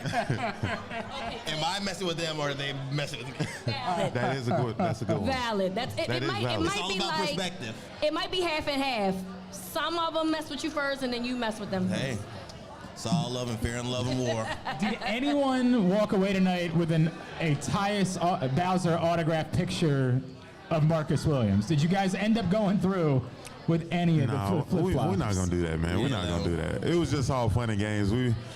He played it very well. He played it really well. I was really trying to hold myself together, but he was holding it down. So I got a good point. It really could have worked if we really wanted it to. I know you guys probably get all the time. Somebody stops you, who's like, I know you, but they don't know who you are. Oh, I've had that plenty of times. What's the one? Has there ever been someone who was convinced you were someone else? Has there ever been someone who's come up to you? Yeah, when I had my mohawk at the time, people thought I was PQ.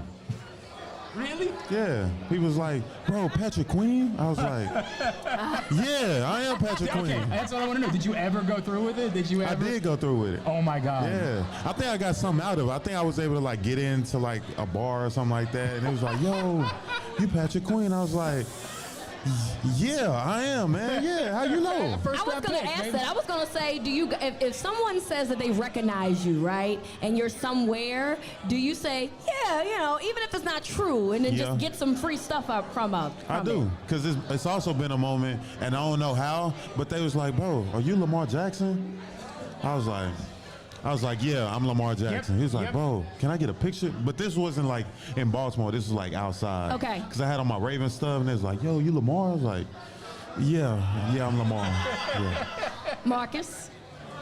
Oh, I mean, when I get recognized outside, I just say I'm not me. I'm just like, they're like, are you Marcus Williams? I'm like, Marcus Williams? No, I'm Josh.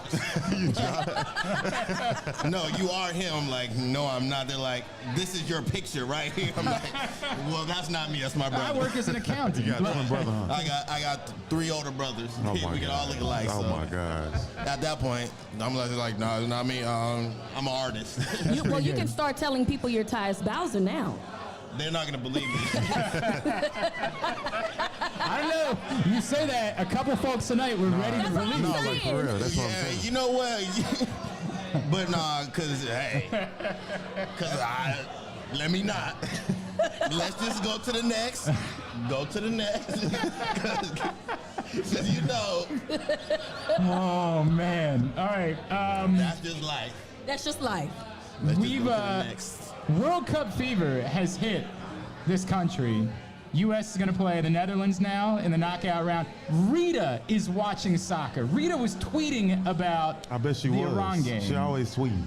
I know. She always tweeting. I know. You live on that. You live on that. You can unfollow me. It's okay. I No, understand. I'm not, because you be having some interesting stuff. I'll be liking to listen to what you got to say. Okay, cool. And also the replies. I'll be like, what are people going to say about this? I mean, I've decided. I know this is off topic, Glenn. I'm sorry. We can come back. But I've It's cool. decided that I'm not going to really get into talking about football like I used to, because I understand that everybody watches football differently. And I'm a woman. Differently in what way?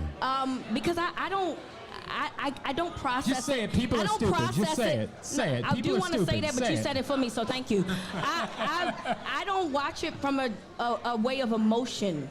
I watch it from a way of scheme. Wait a second. Yes, baby, I'm smart. You better ask about me, Mr. Marcus Williams.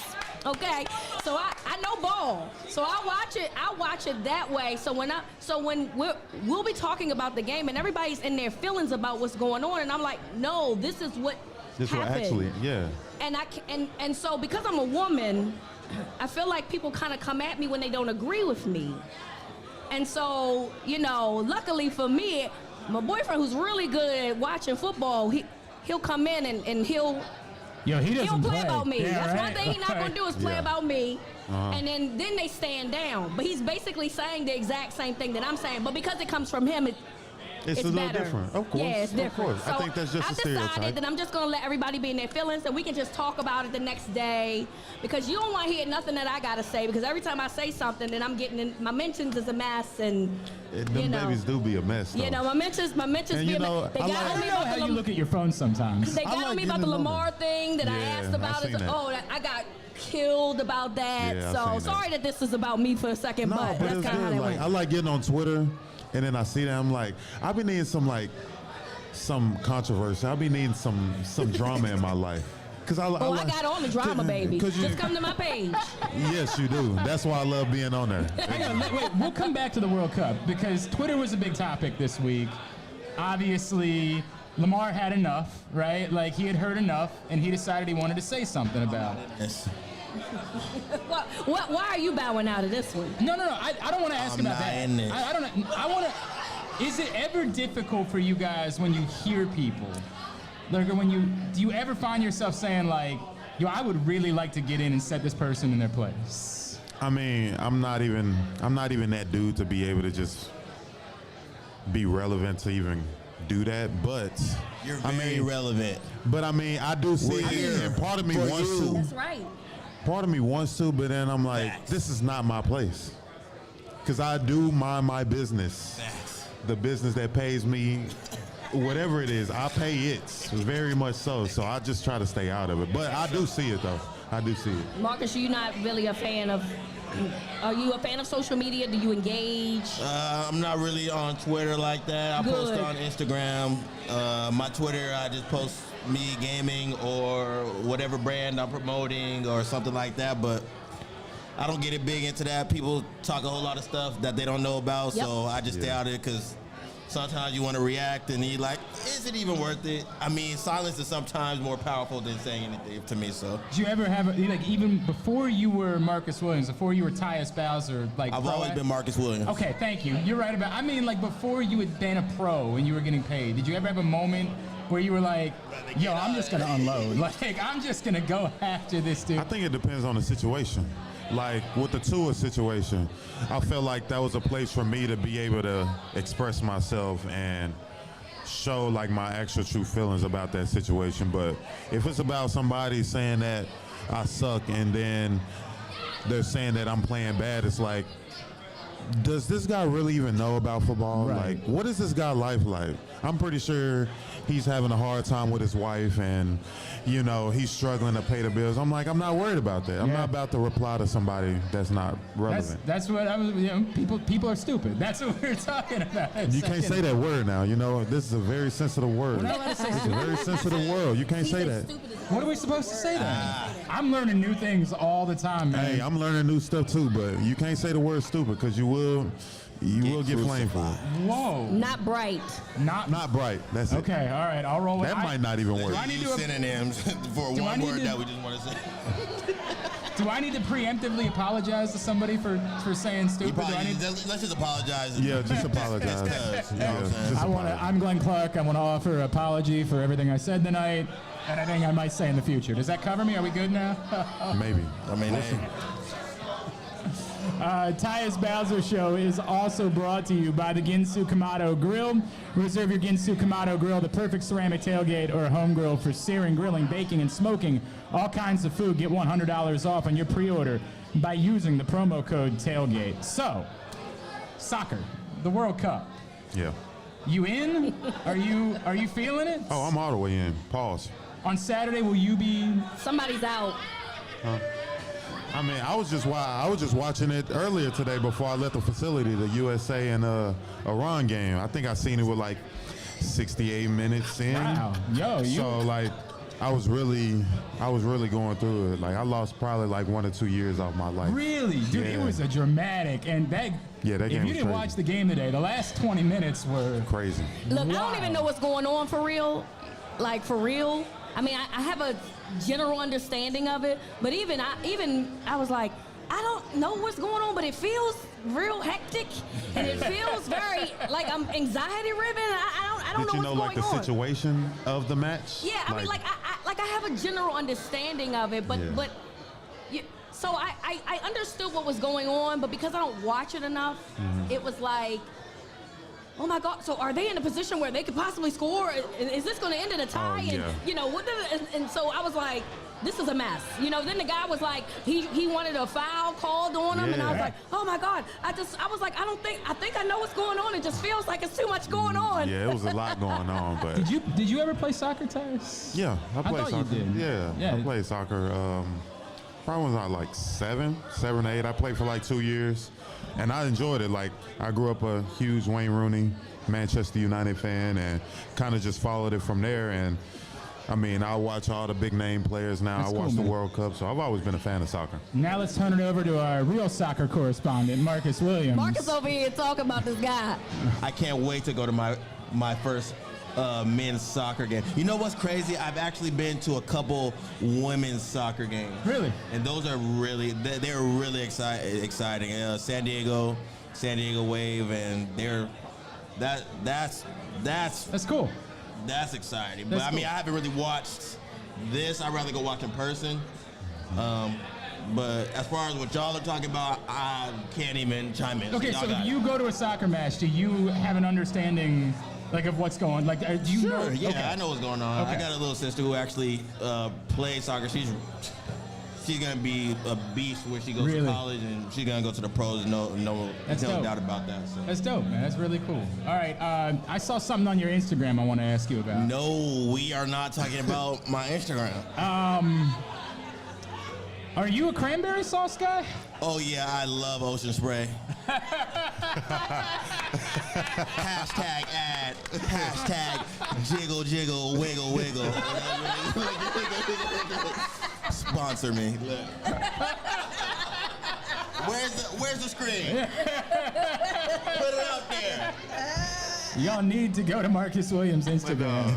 If y'all don't put cranberry sauce on your, you know what I'm saying? If they don't put it on their dressing, then what is? That is true. Okay, so I'm with you on that. I I said don't want it. when y'all go, go jiggle and you go wiggle, and put that cranberry sauce on the stuff. You know what I'm saying? Y'all got it. I like cranberries in my stuffing. I don't want the sauce. I like this. I mean, that's all we could afford. So I'm more cranberry relish than I am However cranberry you sauce. put it, get you some ocean spray. I can't get enough of him looking at the camera. I can't get enough of it. I need more of it in my life. Marcus needs his own show. Oh this my man God. is crazy. This is not my show. This is the Tyus Bowser show. Exactly. But Marcus needs to have the Marcus Williams show because you are crazy. Who's Tyus? Who's leading the team in high knees this week, getting ready for the Broncos? Who's in charge of high knees for the week? High knees. Justin said it was Lamar on the plane a couple weeks ago. You guys got to make sure you got your high knees in because it's Broncos week, right? Russell Wilson on the plane. Yeah, right. Doing high knees on the way up. He was doing high knees on the plane. Oh. Well, we didn't see that. No, I don't know. I can't even answer that for you. I have no idea. So Broncos week. Oh, Yeah, with Russell Wilson. That's where I was going. God, somebody mentioned that. Honestly, it might be Lamar. I'll give it to Lamar. He might lead us in high knees.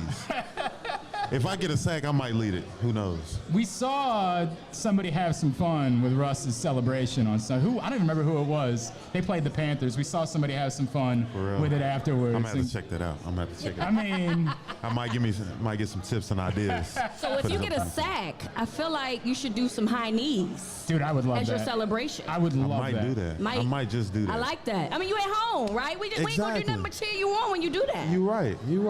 I think I might do that. You know what? I like you. I like you. What is your celebration when you get a sack? You'll see it on Sunday. What about the strip sack that you had? You can go on Instagram. You can go on the Ravens page. You can go on Twitter. You can How go about anywhere. you show us on your show live today? There it is, right there. There it is, right there. You'll see more of it too. I think we're good here. I think we've done everything we need to do for this one. Would y'all please make some more noise for Tyus Bowser and Marcus Williams? Whoever was yelling, we like her. Marcus, I want to give a shout out to your brand. What can we plug for you, man? Marked as winners. MARKED as winners. WINNERS.com. You can go get any merchandise you want, hats. I have shirts, whatever, and then I got stuff coming out soon. So if you guys want to go and support, it's on the site. Awesome. Thank you for coming out and hanging out with us tonight, man. This was fun as hell. This was a lot of fun. Thank you for doing this. Tyus, love you, bro. Yes, Appreciate you. 2 weeks, we will be at the Hamilton Sports Bar and Grill. We're headed back. Looking forward to being back there. Please, after a couple of victories, please, Yes. after a couple Yes. of wins.